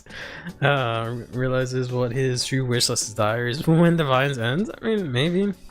At least the faded era of it ends. Oh. Gotcha, this was probably said because I personally thought that they wouldn't resolve the Sibyllif Now plotline and have the final episodes be Kyom versus Akina, and then they go to Cray for season 3. Everyone keeps saying that they're gonna go to Cray, but I don't think they're gonna go to Cray anymore. I think it's just gonna be, yeah, I really think we're gonna get a hard stop on like all the faded stuff, and then like season 3 is gonna be something completely different. I really think that's what's gonna happen. I think this is gonna be the end of Sibyllif and all that jazz. Like Jinky and Gabe Lewis, they work out some crazy thing where like after Akina beats it, they fucking, I don't know, friendship Kamehameha Sibyllif, and they like banish it and make it into a trading card or something like that, and then that's it. It's a wrap. Well, we'll see. But I can now kind of only had one real right so far, so that's fine. We have like 12 other characters. Right. Masanori blowing stuff is definitely good enough for me. Pause. Explain. Expand.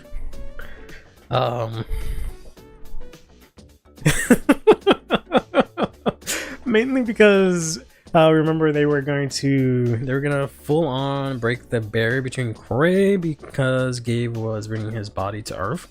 Was that his plan? Who's blowing who? I mean, what? Nah, no pause. I think for a 12 to 13 episode season, they did enough to set their own storylines. The fuck. Well, to be frank, what else can they do? Yeah, I guess. I don't know. I would have rathered personally if the fights took an even more backseat. If like maybe one or two of them took a more backseat, and we had more storytelling, or if maybe like we skip turns 1 to like 3 of the fight and we only saw like the last couple of turns of the fight to make up for it. Maybe if we just got more character development, more like time with the characters rather than just fighting, I think that would have been okay. I get it. My headcanon in season 3 real dress was that they were gonna travel the world fighting the mass and Taizo was gonna bankroll it. Huh. That would have been a very different real dress season. Huh. And this team is really a bunch of shallow characters due to lack of screen time. I mean, yeah, and they're gonna go back to doing nothing, right? Because Kyoma, we're never gonna see him again. We're gonna see him as like randomly when Taizo needs to do something. And I'm pretty sure Taizo's gonna like sunset also because they don't really need him as much anymore. Maybe, I don't know. Kyon is obviously sticking around. Luna or Yuna, whichever one, I always mix it up. I think it's Yuna. She's gonna disappear. She's just gonna randomly be Makoto's friend from time to time, but she's not gonna ever do anything again. Senka, probably the same story. She's just gonna fuck off and never do anything ever again, unfortunately. But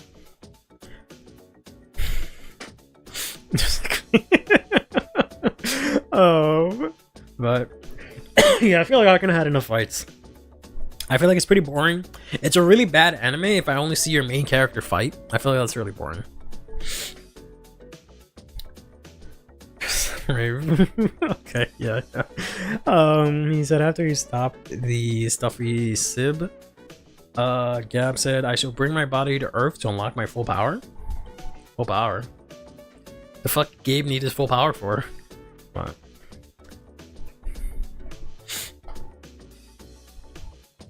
The 3 destined are plot relevant and the other 3 are literally cannon fodder. The 3 of them? Oh, I guess Hikari. Yeah, I guess so, basically, yeah. Basically the ones that lost are the jobbers. There were 6 unique character designs for Deluxe Championship, and look where they went. Yep. Wasn't this how it was in G with side characters? They only got like 2 fights or so. How much relevance can they have, to be fair? Which is fair. My issue is that they prop these characters up by calling them the destined ones. Right? And then gave them divine skills and brand new cards, right? I feel like they put a little bit too much emphasis on that for them to just be throwaway characters, but it's I guess it's whatever.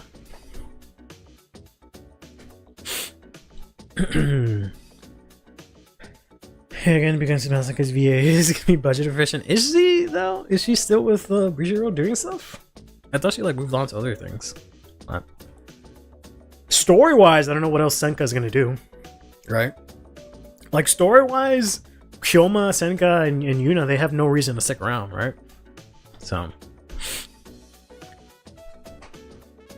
hell, Jinky might not even stick around, right? He might just go back doing his own thing, right? So who knows?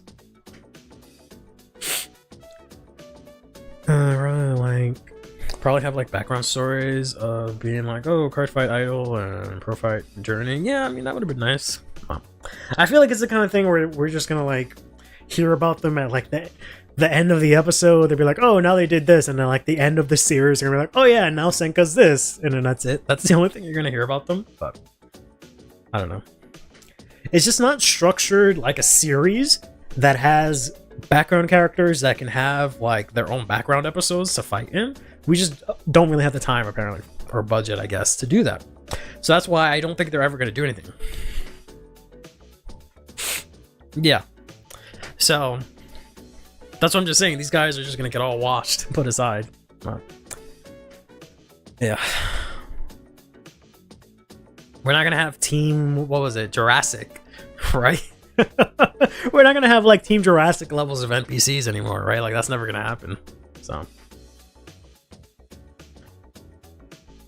I watched the first episodes of Vines. I forgot a YouTuber I watch is the VA for Megumi. Who the hell?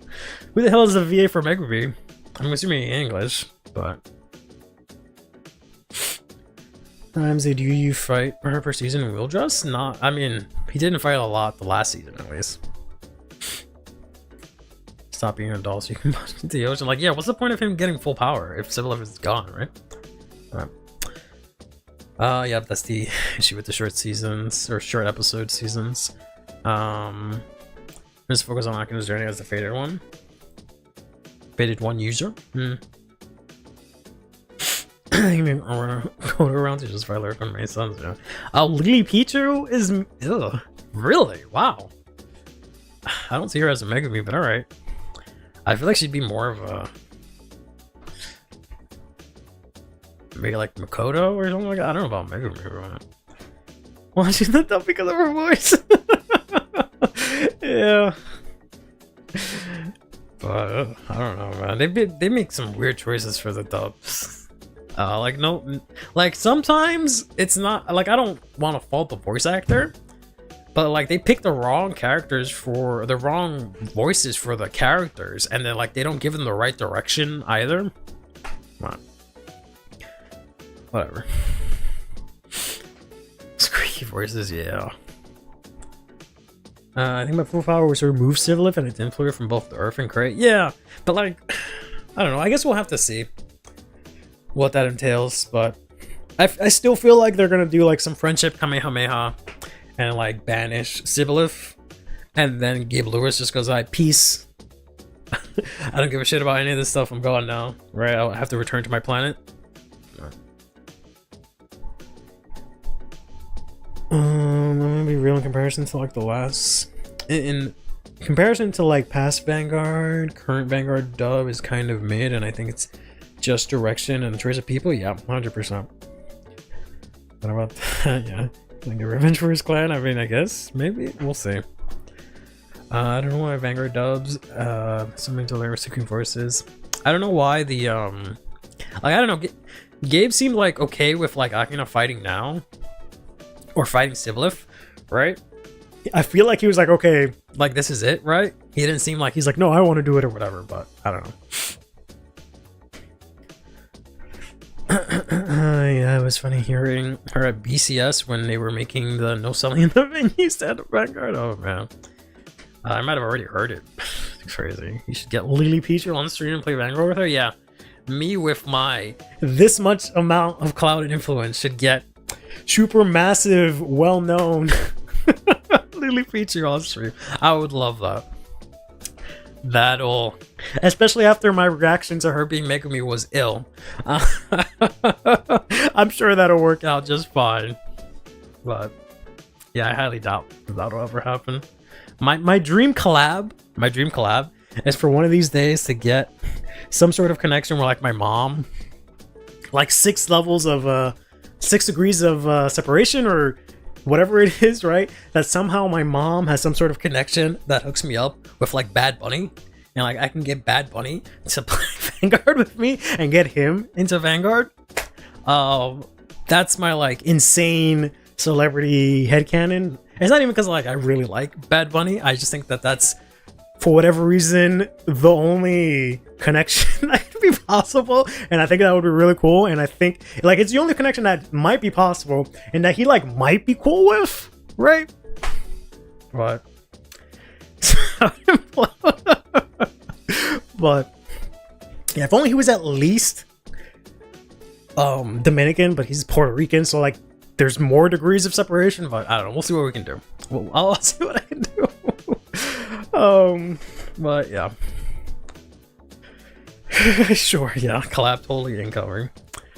Let's see, we were in problems because she's doing the voice for both JP and English. Yeah, that is true. Paul Gabe Lewis make his own card. That wins the game type ruling? But like, why? We already have new Raziel. Why do we need Gabe Lewis as a card? Why does he need to beat Sibyleth in Vanguard specifically, right? So I need a barrel VTuber avatar to do it. Yeah, sure, because that'll be more. I think we wanted to play Vanguard. She would have done so already, more than likely. Yeah, I think that would have already happened. They could get a. Hey, yeah. If I could get Bad Bunny into Vanguard, we can get a boy band lurker, bro. We'll get a. It sucks that he's not in a boy band because that would make more sense. We'll get a whole ass deck for him, man.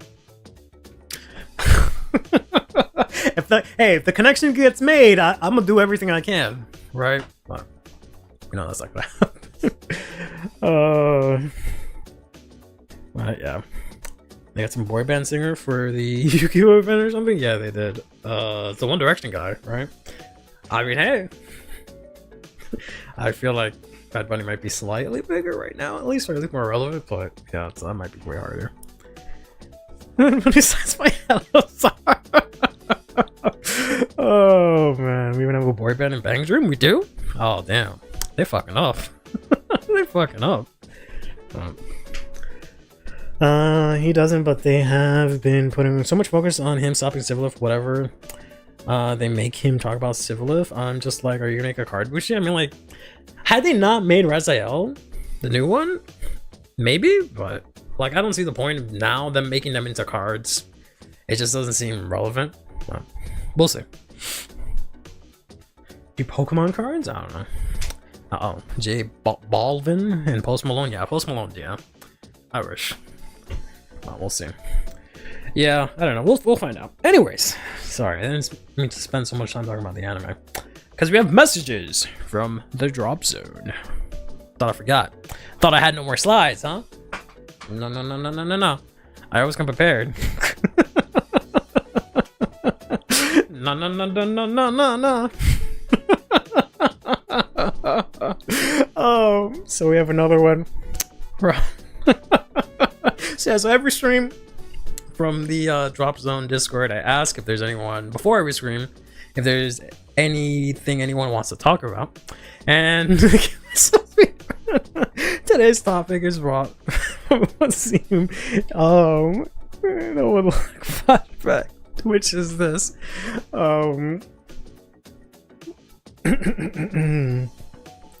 Hear me out, I don't know if the VTuber that did the VTuber Vanguard tournament managed to get the English Works actor of Aster Phoenix on stream to play the Master Duel with her. Wow. I manifested it, yeah. So, alright, so Steam asks, when should they print new orders for decks that revolve around archetype-specific orders? We have not seen a new world for Orphis in how long? Avantgarde hasn't seen a new strategy since release, and decks like Michu and Lutetia and Kyoka have all seen their new orders essential to their decks in the form of promos.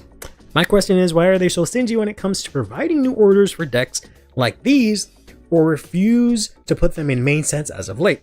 My fear for the Rotovisor is that we may not get a new arena for a long while, given their track record. This is, of course, before the Tuesday stream, so I could always reveal one. And then,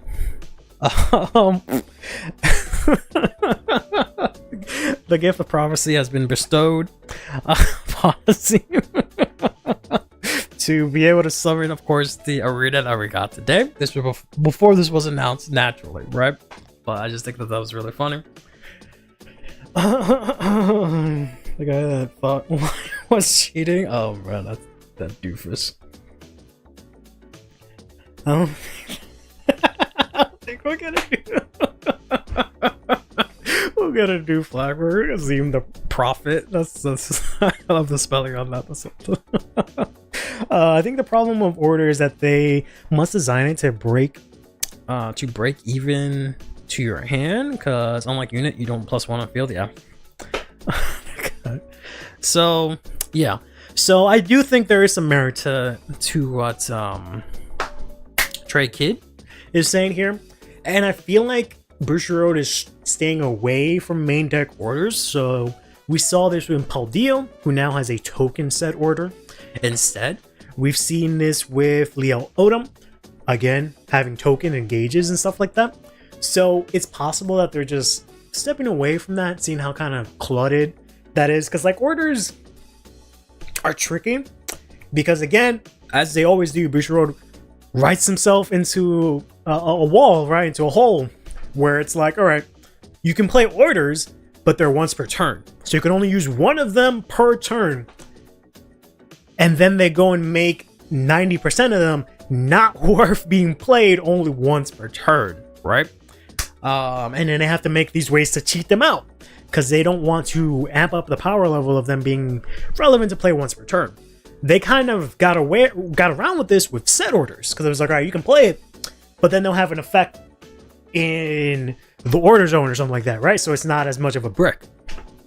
But then they again had to balance it out even more. So that's why we had stuff like the Ever promo that did 5 things, right? Because of the fact that they had to balance it out by it being like, you know, the deck needs 3 of these fucking things, and you have to play, you can only play once per turn, so they had to make the thing super strong, right? They had to overtune it to be worth the cost of playing once per turn, right? Same thing with the blue one, right? They had to make that one have 2 effects, one on play and one in the order zone kind of deal. But both in VIA, but they were also probably because speaking of playing tier life, yeah, exactly. Doesn't the Beast Lyrical can play 2 orders per turn? Right. So they have to do stuff like that, right? But if we're thinking specifically about Avantgarde here, right? Yeah, that's the next example I was gonna say. But then that one only plays its own order, so like, Avantgarde, right? We have these 3 strategies currently. One lets you retire and get 5k. One gets you 10k, and your opponent can't intercept or play Blitz Order.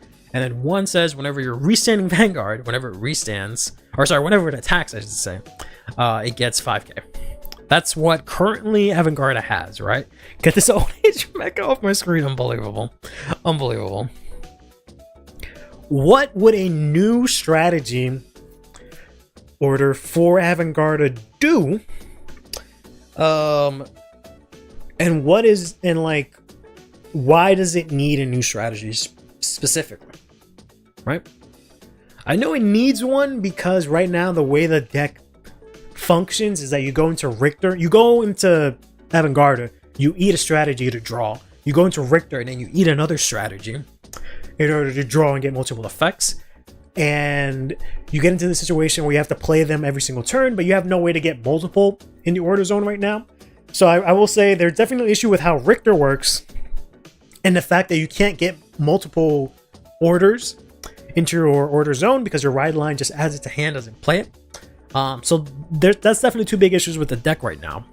But if we've got a new strategy, what would that look like, and what could that do for the deck? You should think about Avantgarde. Unbelievable. Search the Chariot. Oh, consistency problem solved. It's a strategy, and it's not a normal order. It's a strategy order, right? Search Persona Ride and Richter. Keep in mind that this has to go into the order zone, and the only time it gets the effect is when Avantgarde takes it and eats it, puts it into Soul. So why not just get a unit that searches out the Chariot or the Persona Ride? Why does it have to be a strategy per se? You know what I mean? Like, it has to be something that specifically benefits from Avantgarde taking it and putting it into Soul as a strategy specifically. Make it search when the Rusty Gundam meets the order. Why? Yeah, Well, yeah, the deck definitely doesn't have any space.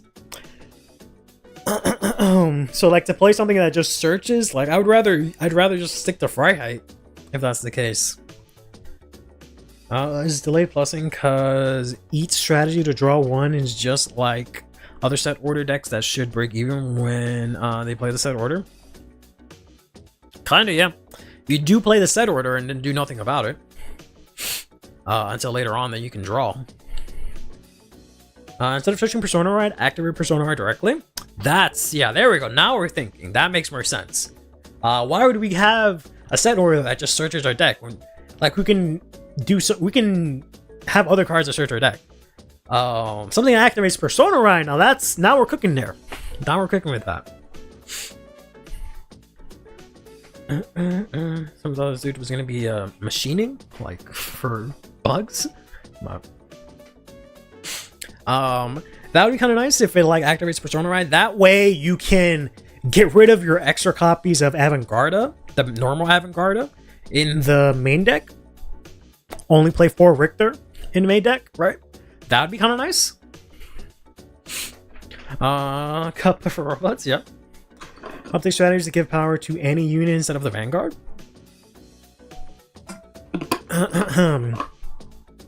Doesn't the grade 3 one already does that? This one, all your front row units get 5k, so we kind of already have that.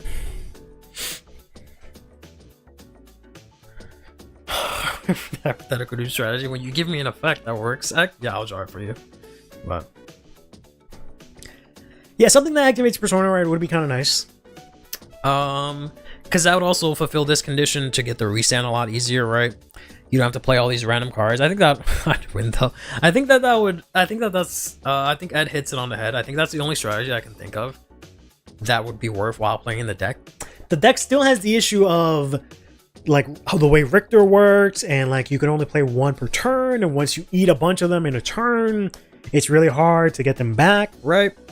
So they would need like a new strategy, and then like a card that lets you put strategies from like drop or from soul or something back into Order Zone kind of deal. Like just literally just take 3 and throw them in there, something crazy like that. And then I think the deck might be in a good spot if that new strategy, like for example, lets you Persona Ride, use your port and set forward to it. One of them is like if you discard it, you can Energy Blast to search a set order, I think it was, and then it gets 5k on attack. And then the other one gives you Guard Restrict. So nice to haves, but doesn't specifically fix the deck or anything like that.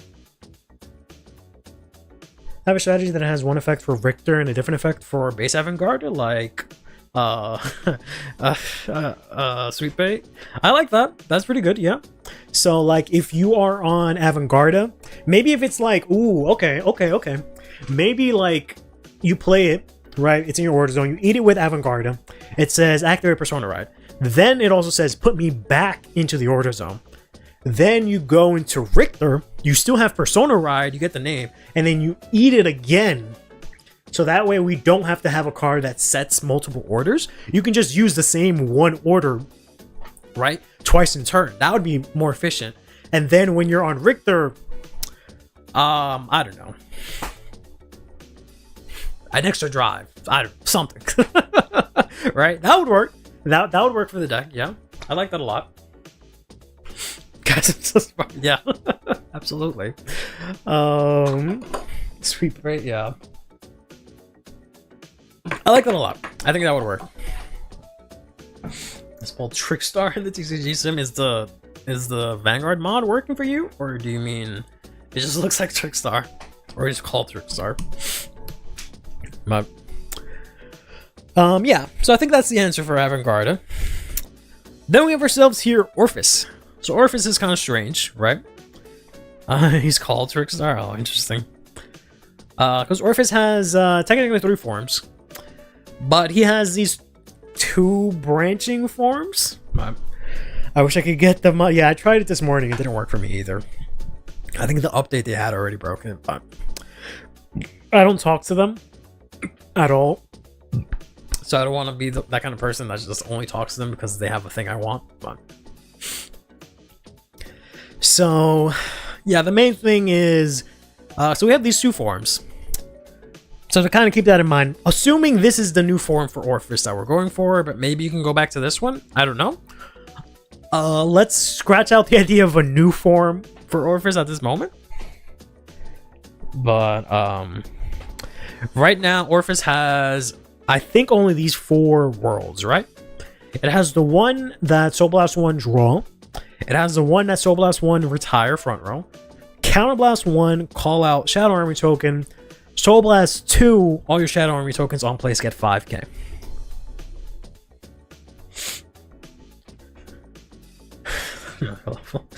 Like Zorga, who keeps getting new orders, I think Orphisters last world was set 3. Yep. They changed Orphis' design to cheat out worlds instead of needing new ones. Orphis are still required to play Mask even in the Vines era? Yeah, probably. They could always just switch, right, and support the old one, but yeah. New world needs to have a Mask ability. What does that mean? They mostly just spam the snow one. Want to make Jungus tokens? Yeah. So I guess the specifics for this is Orphis doesn't have a grade 1 set order. Having a grade 1 set order means they can play it on turn 1. What would that give the deck per se? And if we had a grade 1 set order, what should it do for the deck? Right? You guys been cooking Regis without Mask and using new support. That's what I'm saying. Maybe that's viable, right? And if it works for both, I'm okay with that. Now that you retire tokens to gain shield might be nice. We have a unit that does that already, though. So I think that's literally what the set 5 support does. It might have been set 4. But yeah, it's like on place, all your tokens, I think, get the effect that you can retire them to get 5k shield on your opponent's turn. So kind of the same thing.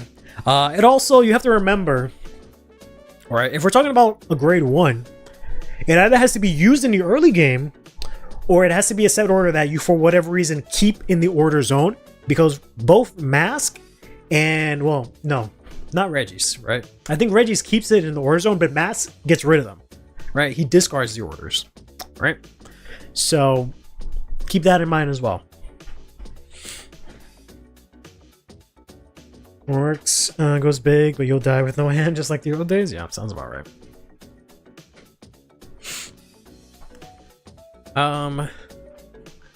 Because like getting a Shadow Army token on turn 1, that's broken. We're not doing that. We're not getting a free 15k body turn 1, right? We already have a card that draws, so you can't have something that draws. So it'd have to be something really simple if I can play it on turn 1. So it'd have to be like fucking not counter charge, soul charge, energy charge, right? I don't know if that's fair to have a grade 1 world order that's costless, just based on the pattern of all of these having a cost. And the whole thing about Orphis is that you cheat the cost by playing them from other means. But that's the only thing I can think of that you can gain on turn 1 that would be fair, is just some energy. But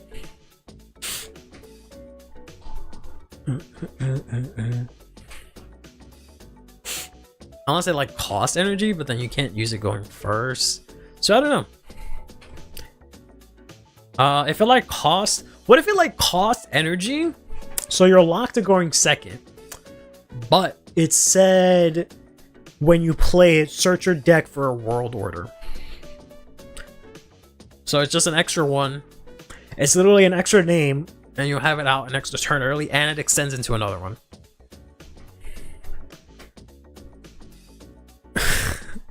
On play search top 5 for Cardinal? I guess you do that too. I guess you could do that too.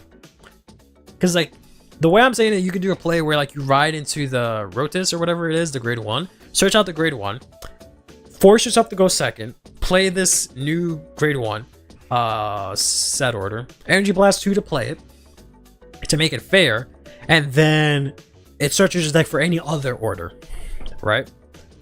So it's like literally a free extender.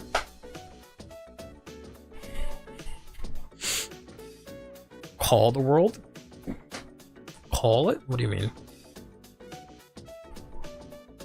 Oh, like top 5 and play it. Baby Shadow Armor token? Nah.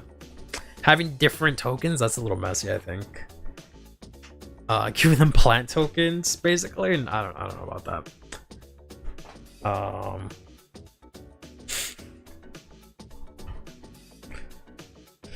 I should be on this slide. I put Reggie's because I didn't feel like moving over the mass version, but just pretend it's for both of them. Maybe, I don't know, maybe just top 5 for something would be fair. Because yeah, presumably it's something that you want to search out turn 1 with your ride line. Right? Because you can play that turn. So I think I think it would be fair to let it extend into something else at this point. Like, I don't think that accelerates the game plan to like unnecessary means, right? You play like one of this thing, it extends into another one. So your game plan is the same, it's just that by turn 3 you already have an extra set order in play, no matter what. The only downside is that you have to go second. I think is okay. And if you go first, you just search out a different one, right? And then use it differently another time. So, I don't know. Especially if it like adds it to hand, that might be okay. Because you have to like discard an Orphis Reggie's, right? And you can discard somehow, I'm sure, for the mask and then play it. So, that might work. So then to go to the second part, we can very easily make orders, right? And we can make up good order effects, but why aren't we seeing them? Maybe a world that copies a world. You have a new order zone and an effect that makes it count as 3 worlds for mass scale. Maybe, yeah.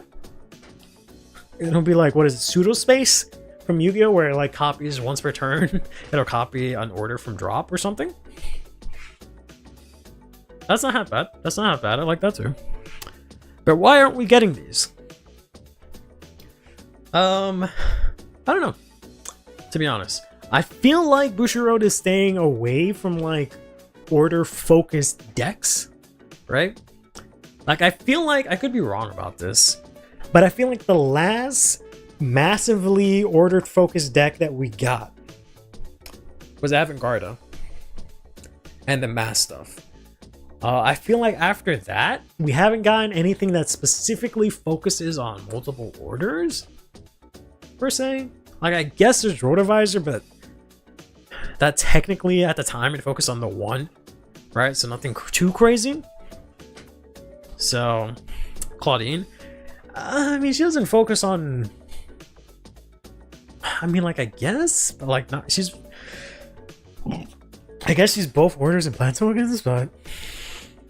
About Valeno, since it sees once per order turn rule. Yeah, but she's also blitz orders, but I guess. I guess to be more specific, I guess set orders. Right, if I can be more specific then. I don't think we've seen a deck that focuses on set orders since Avantgarde. Like, I guess we have the undercover deck really recently. And that's about it. But I could just be misremembering everything.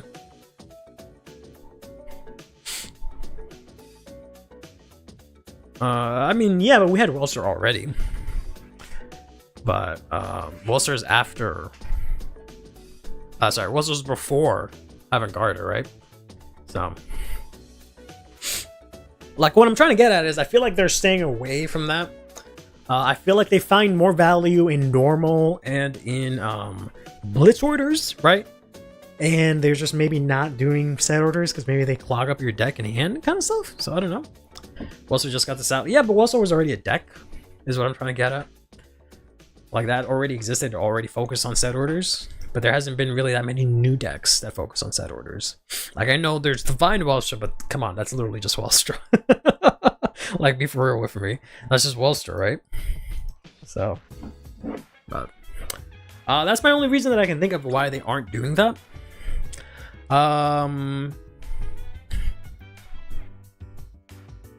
is that it's maybe just too clunky of a mechanic, and they just don't want to have too many of them, right? Because even Eva, the deck that works the best with set orders, she only has 3 of them, right? She hasn't gotten like a 4th one or anything like that, but I don't know. Yeah, I feel like they really like the idea of token set orders because it does what they want to do with set orders, and it takes no deck space, right? So, shieldless and players don't like it. Yeah. So I feel like having a deck that revolves exclusively around multiple set orders, I feel like they don't like. Decks that revolve around one set order, they're okay with, and those have been working, right? So like Heroes work, there's just one set order. Undercover works because it's one set order. Stuff like that. But I feel like one of those customers watched your videos. You basically bought my sleeves. Good. Oh man, yeah, it's just so funny. I'll stock it up and I just see the customer go. I'm just like, bro, what the fuck? You know how much these just cost? I hate it when you do that with the spray, because the spray is like fucking $12, and then they just go, oh yeah, I bought 7. What the fuck you mean you bought 7? Well, anyways. But that's my best bet, right? Vine's Stoichia deck is specifically based around plant tokens. True, but I think that's okay. I feel like that's okay, to be honest, because we have a lot of plant token based decks or that can use them. But then we got another one. Mama, we can get a speaker and drop MP3 files of the BGM. That'd be nice, yeah. We have 2 for 1 today. This one might be quick. RR Robin asked, I think I have, yeah. What is my favorite robot Vanguard unit? Can be either grade 3, 2, 1, 0, really anything. So I think answered that, Yucha. So what I wanted to try and do is see if I can go here. All. I believe it's Battleroid, right? That's the race for all the robots. So I can do like Battleroid and get results. Yeah, I think that worked. We'll see. So let's go over here.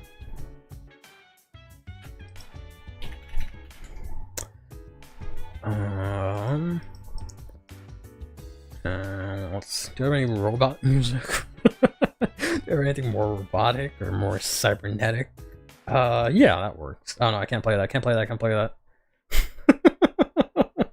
Oh, I mean, maybe I can. It's instrumental cover. Where is that fucking? There we go. Raptor kernel? No, it does not. Can I zoom in more? Okay, there we go. But I have to scroll, or no, I brought it back down. Okay, good. That should be big enough for you guys to see it well, right? Play the Dear Days Renegade theme. Let's see here. This is pretty cool. I always really like this guy. I love Burrito Jack. Burrito Jack is really cool. We'll open tabs with the ones I really like. I love Battle Riser. I fucking love Battle Riser because of Vanguard 0, bro. I use that little man all the time. I think Tough Boy is kind of cool. I like Ashura Kaiser. I don't think he counts as a Battleroid, but I think Twin Blader looks cool. Dayusha's cool, obviously. Gemini, the original Nightmare Fuel, yeah. The Deaf Army Lady and Guys are pretty cool. I loved Karen Royd until I realized it was a fucking vanilla. I hate it. He has the Battleroid trait, I guess, but when you think of Big Robot, you don't think of Ashura Kaiser. Your ass man. Ass man. Oh. Yeah, I still feel like they went too hard on that, but I love Blau. Blaus are really cool. And I think Cosmo Roar looks really cool because he looks like a fucking Zord.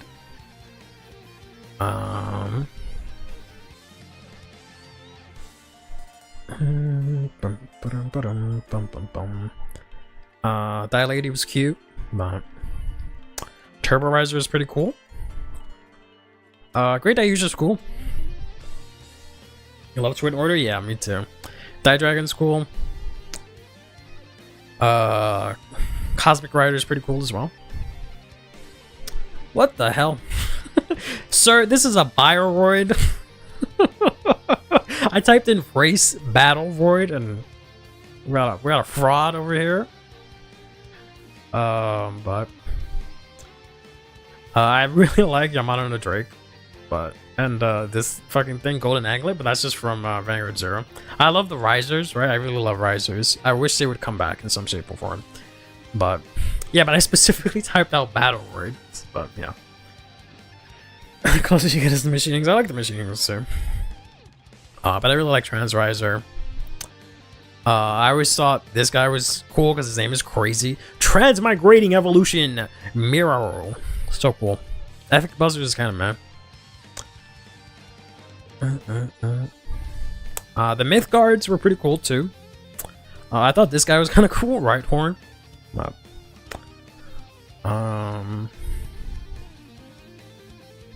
I never liked this guy at all. Reverse is kind of whatever. I liked Extreme a little bit more. But I don't know. Ethics Buster's face was just a little too corny for me. Die Shield is cool. Go Cannon was cool. Die Magnum was cool. I like this guy too. I like Gatling Riser. He was cool.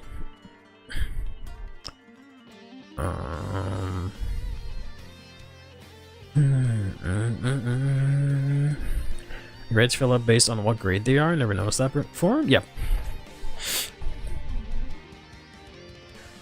I love me Mega Flare. I love Mega Flare. Drillwing was cool. Sinbuster was cool. Never seen this shit in my life, but it looks cool. This was cool too. These guys are cool. Energy Riser was cool. This was pretty cool. This was cool. Rapid Riser was cool. I like Cannon Riser. I love Tank Riser just because he fucking he would give the column protection, and like I hate control decks so much in Vanguard Zero, so like I love stuff that had like resist or like retire protection. So he was my MVP. But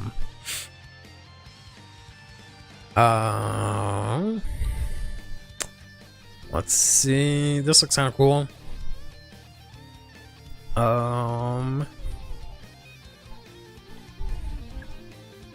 That it? We're already, there's no V stuff? Interesting.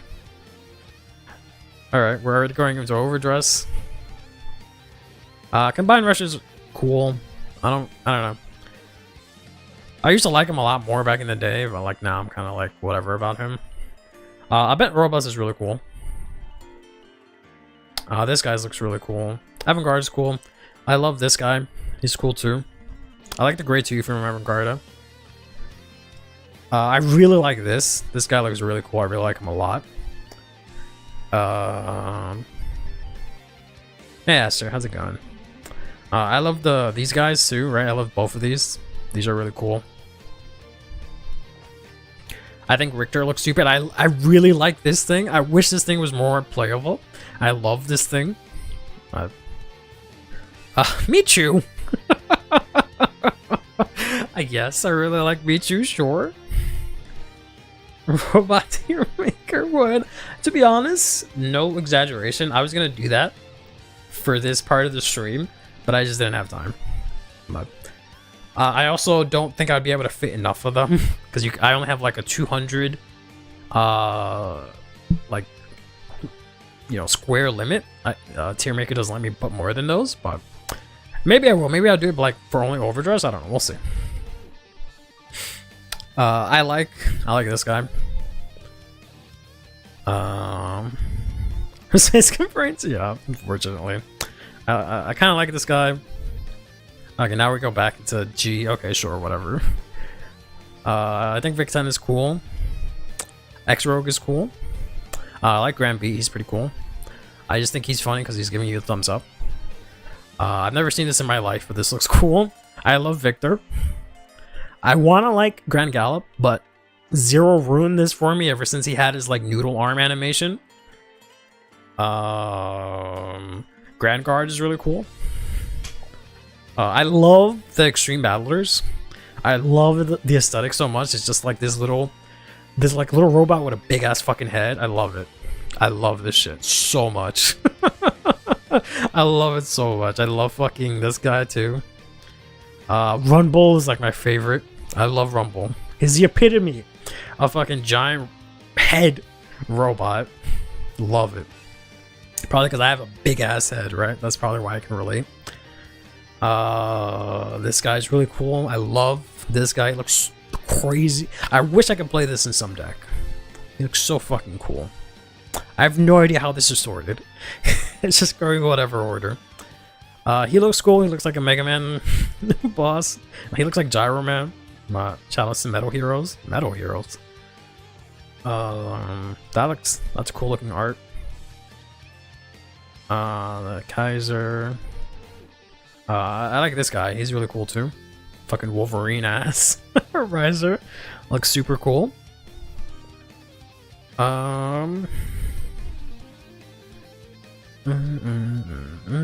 Lukier. Alright, if Lukier counts as a Battle Royale / robot, then she's my pick. I don't know what the hell she's doing here, but yeah, that's my pick. Well, yeah, Bushido just fucks up when it comes to labeling stuff sometimes. Oh, yeah, last I checked, these weren't Battleroid. But yeah, these two are my top favorite, if that's the case. But yeah, they just mislabeled it.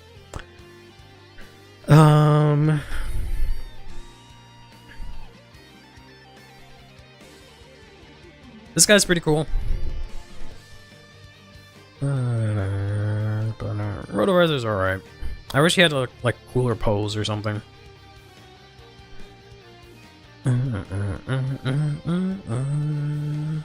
I already went through Dayusha. I don't really count this, but I guess it looks cool. Ashram looks kind of cool, to be honest. I would like Ashram if his effect was a little less ass. Twin Blader and Twin Orders designs are more or less based on the franchise of shows in JP known as Metal Heroes. Interesting. I want to say I've heard of that, but I don't think I have. Love Perfect Riser. I love Riser Custom. I love them both. Love this set of cards. What is this Nerd Fest that we're talking about robots? Oh yeah. I think I like this art more for Perfect Riser, but I also love this Battle Riser art. This is my favorite Battle Riser art. It looks so good. Yeah, we're robot nerding. I always thought Bishop was really cool, but I thought Budo Joker was also really cool, but he's ass. And this guy was cool too, Death Metal Roid. Good Ruto was cool. Yeah, he was cool. Space Sheriff Gavin, Space Sheriff Sherivan. Is your first Nova, so you're biased? That's fair. Not much of them, but I'm Big Sword and Galaxy Blau. Appreciate it, me too. I don't know what order this is in, but hopefully we'll get there eventually. Speak of the devil.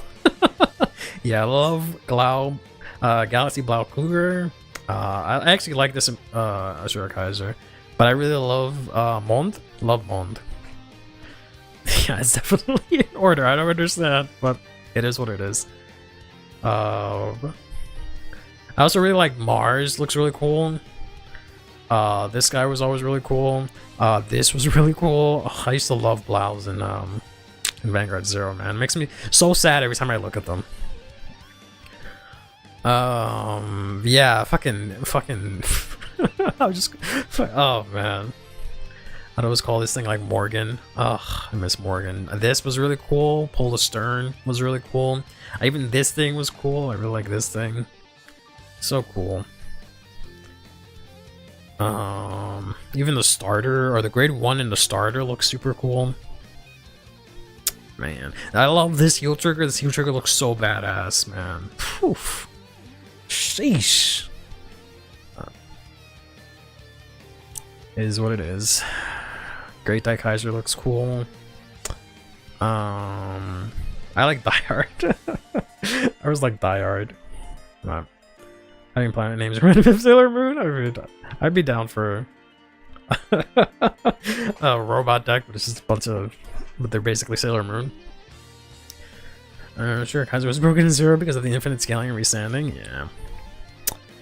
Yeah, unfortunately. Oh, I really like this guy. He looks so cool. I like Musashi as well. Ken Beam was cool. Fucking this guy looks super cool, bro. He got the fucking the thing. I love the original Sazanda, bro. That's my man's. Oh man, the Katana Riser was so cool too. Oh man. Whew. But this is my favorite art. I love this Rumble. He looks so cool. Cause I would always, I would always fucking use this in Cray Soldier in Vanguard 0, and it was so cool that would work out. And that was my only out to certain decks, and it was just so fun to set that up. But yeah, honestly. Wow, I never even seen that, but that looks super cool. I like this Victor looks really cool. Oh wow, this looks so cool. I've never seen this in my life. This looks amazing. I like Break Pass. Dan Shark is kind of whack. Glory Hand is kind of whack too. I don't really like, this is the one I don't like, but it's probably just because it's 0. The effect was kind of ass.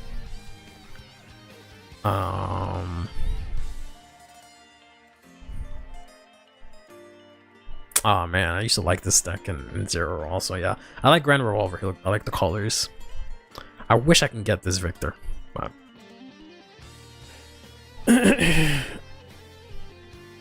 oh my god! Shit, you know what? Just dawn newsflash. Oh, Dead Rising comes out on Friday. Oh right, they remade it or whatever, right? And it was controversial because you can't take panning shots or whatever it was. Yeah, but Mantle looks cool. This guy looked kind of cool just because he reminds me of like the original Gundam. Oh man, that shit came out in SP. That looks so good. This Victor always looked kind of cool, but I think I'm just coping because that's the last one we got in 0. This always looked really cool to me. Fucking Uranus, Black Luger. But this looks cool. This looks cool. Neptune Blau. I didn't even know we had a Neptune one. But please order Rise of the Big King Gal fan. I can't say I'm surprised. That's cool. I wish I can play more things on like premium and whatnot, but we do have Neptune. Yeah, apparently.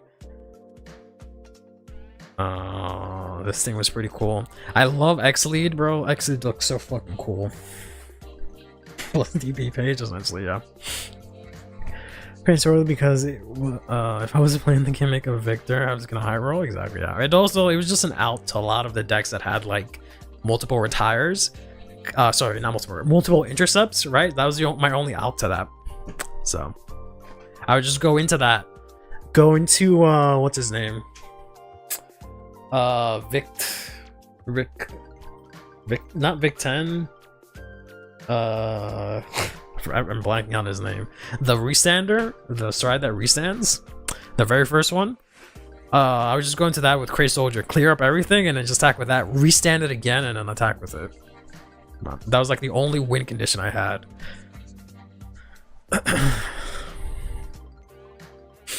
And I had to like pray that I managed to keep all my stuff on board to do that, right? Specifically the Rumble. But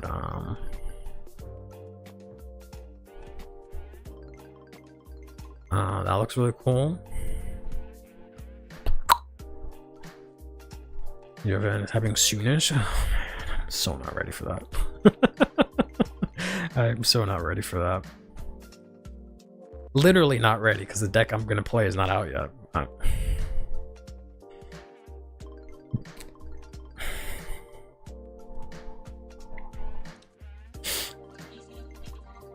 Yeah, your flight squared. Yeah, I have to get my flight as well, to be honest.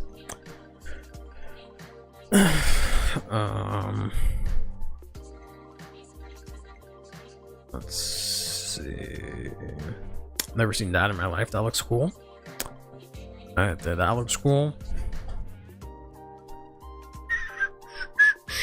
Super cool. Super cool. I just bought this, or just got this in the mail.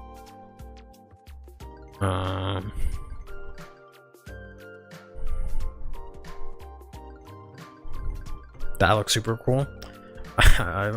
This one always look kind of silly to me, but this is always the funniest one.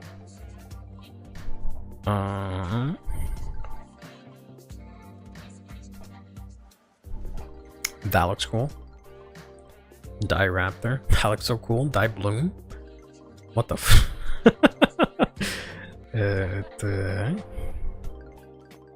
I pulled this in SP, but I think I sold it already. I like this. The Shurikaiser looks so cool. I also like this kind of. I kind of like this guy as well. I think it's almost about it. I think we might end up into V pretty soon. This is all like different printings of stuff. Alright, there we go. Then we hit V. And I don't think there's anything specific in V that's new that I like, per se. Because I don't know V that well. Just cool guy. God Hand? I don't know what that is. I've heard of it, but I haven't looked at it per se. I guess I play a lot of these in V. I like this guy. He looks cool. Or not in V, but from V in premium. The new Victor's alright. Looks the like frame and whatnot looks really cool. I don't know what that is. I've heard you guys tell me about that, but yeah, nah. That looks cool.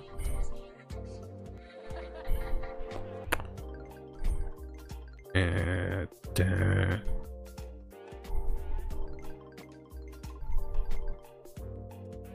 battery low.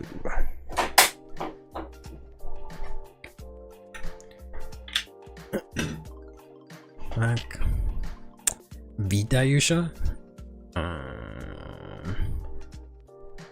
This twin order looks cool.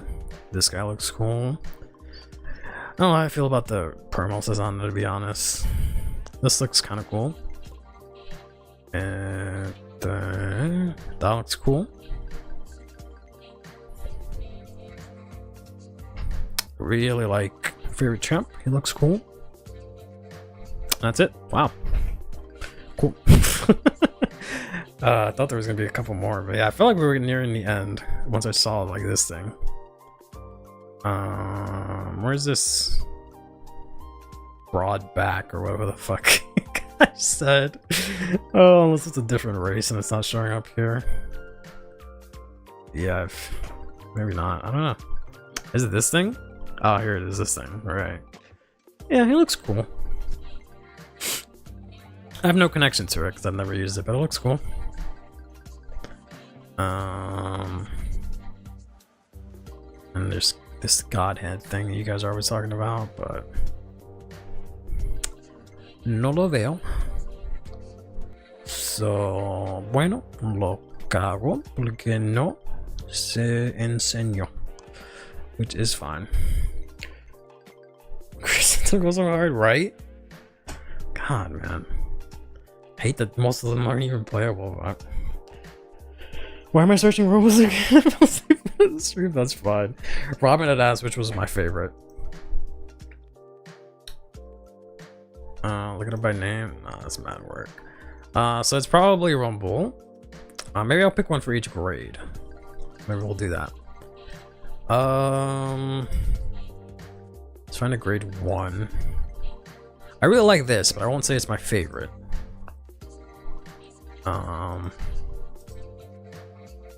This is the same card. I like both arts, but I'll go with the original one. I think they're all grade 3s. I might have to just choose Riser Custom. Oof. Yeah. Okay. I guess my favorite grade 1 is Riser Custom, because I don't feel like going back and searching it again. So that's my favorite grade 1. I really like Battle Riser, but if I had to pick between that and Rumble, I'll go with Rumble. I really like Rumble. Grade 2. What are my options? Brutal Jack. This guy looks really cool. This guy looks cool, but I wouldn't say he's my favorite. I just think they look cool. This might be it. Right. I like high powered custom, but he's not like my favorite. Yeah. Maybe Brutal Jack. I kind of really like Brutal Jack. I don't know. I really like this one, to be honest, but I'll take that one out. It's between these two. I think, right?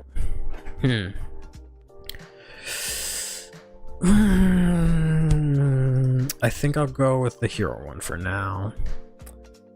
And then for grade 3s, Daisha's cool, but I wouldn't say it's my favorite. I like Blau Kluger, but not this one. I really like Mega Flare. I like a bit robust, but I wouldn't say it's my favorite. I really think this thing is really cool, but it's not my favorite. I really like Victor. I really like this guy. And I really like Perfect Riser. I think I like the other art more, maybe. And we had Galaxy Blau, Moon Blau, and then I guess Favorite Champ is my favorite of the grade 4s. I guess this one, nah, Combined Rusher is alright. For a reason, yeah. Alright, I think I really like Victor. I really do. But since I picked Favorite Champ, I'm gonna go Perfect Riser. I feel like the Blau Klugers also, but if I had to ultimately choose, this would be the lineup. I think this would be the lineup. The grade 1 would probably be something else. Yeah, I know Perfect Riser sucks. Thanks for ruining it for me. Thanks a lot. So I would have to say Rumble for grade 1, Riser Custom, or sorry, Rumble for grade 0, Riser Custom for grade 1, because I don't feel like looking for another one. Broad Felvis for grade 2, Perfect Riser for grade 3, and then for grade 4, I guess Favorite Champ. I think I kind of like them all, but I think I'll go with Favorite Champ. So to answer, to go back here, not CFA, but here, that is my favorite. Those 4 are my favorite. But Victor reminds me of Tenkai Knights. Yeah, I don't know what that is. That's not free. The last thing I have here is just one last thing. So those messages from the drop zone. Thank you both for submitting those. The last thing I was going to go over was Different Fight uploaded this very long video discussing the state of Vanguard in 2024. That's literally the name of the video. That's literally what it goes over, right? So yes, it'll be on Trivia Night, so please make sure you took notes. I will be deleting the VOD after this. But this video is just him technically reacting to another video by Kai. And I don't really have anything else to add to this. I just wanted to say I did watch the whole thing today. And it was... like, I'm not going to add to it because it's a lot of the things that we've talked about on the stream this whole time. And the only thing I'll add to that is that it was nice to hear them talk about it. Because one, it like validated my feelings about it. It made me feel like I'm not just saying shit, right? We touched on like the same points and whatnot. Not to lump myself with them or anything like that. But that was kind of nice, right? And 2, it also means that the community is acknowledging the same issues and coming to the same conclusions, which is a good thing, that there's like unity in what's what are the issues within the game. So hopefully that leads to something. But that's all I really had to say on that. Watch the video if you can. But it does kind of touch on all the things we've touched on throughout the stream, which is good. But that's all I had for today.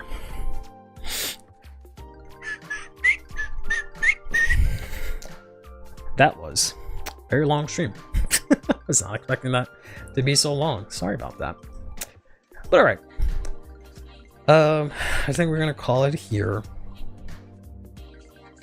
because it is getting late o'clock. And I have to, spoiler alert, spend the rest of the week until next Wednesday editing the next history video, which will be coming out way sooner than the other ones. So, prepare for that. Still being too nice due to his official sponsorship. I don't know if is he officially sponsored? But I don't know. I feel like he was. I don't know what the word is. Yeah, unfortunate grinding my bones to dust. I feel like he was upfront and like honest and direct enough about it. I don't think he needed to drop F-bombs or anything like that, right? I think he was to the point.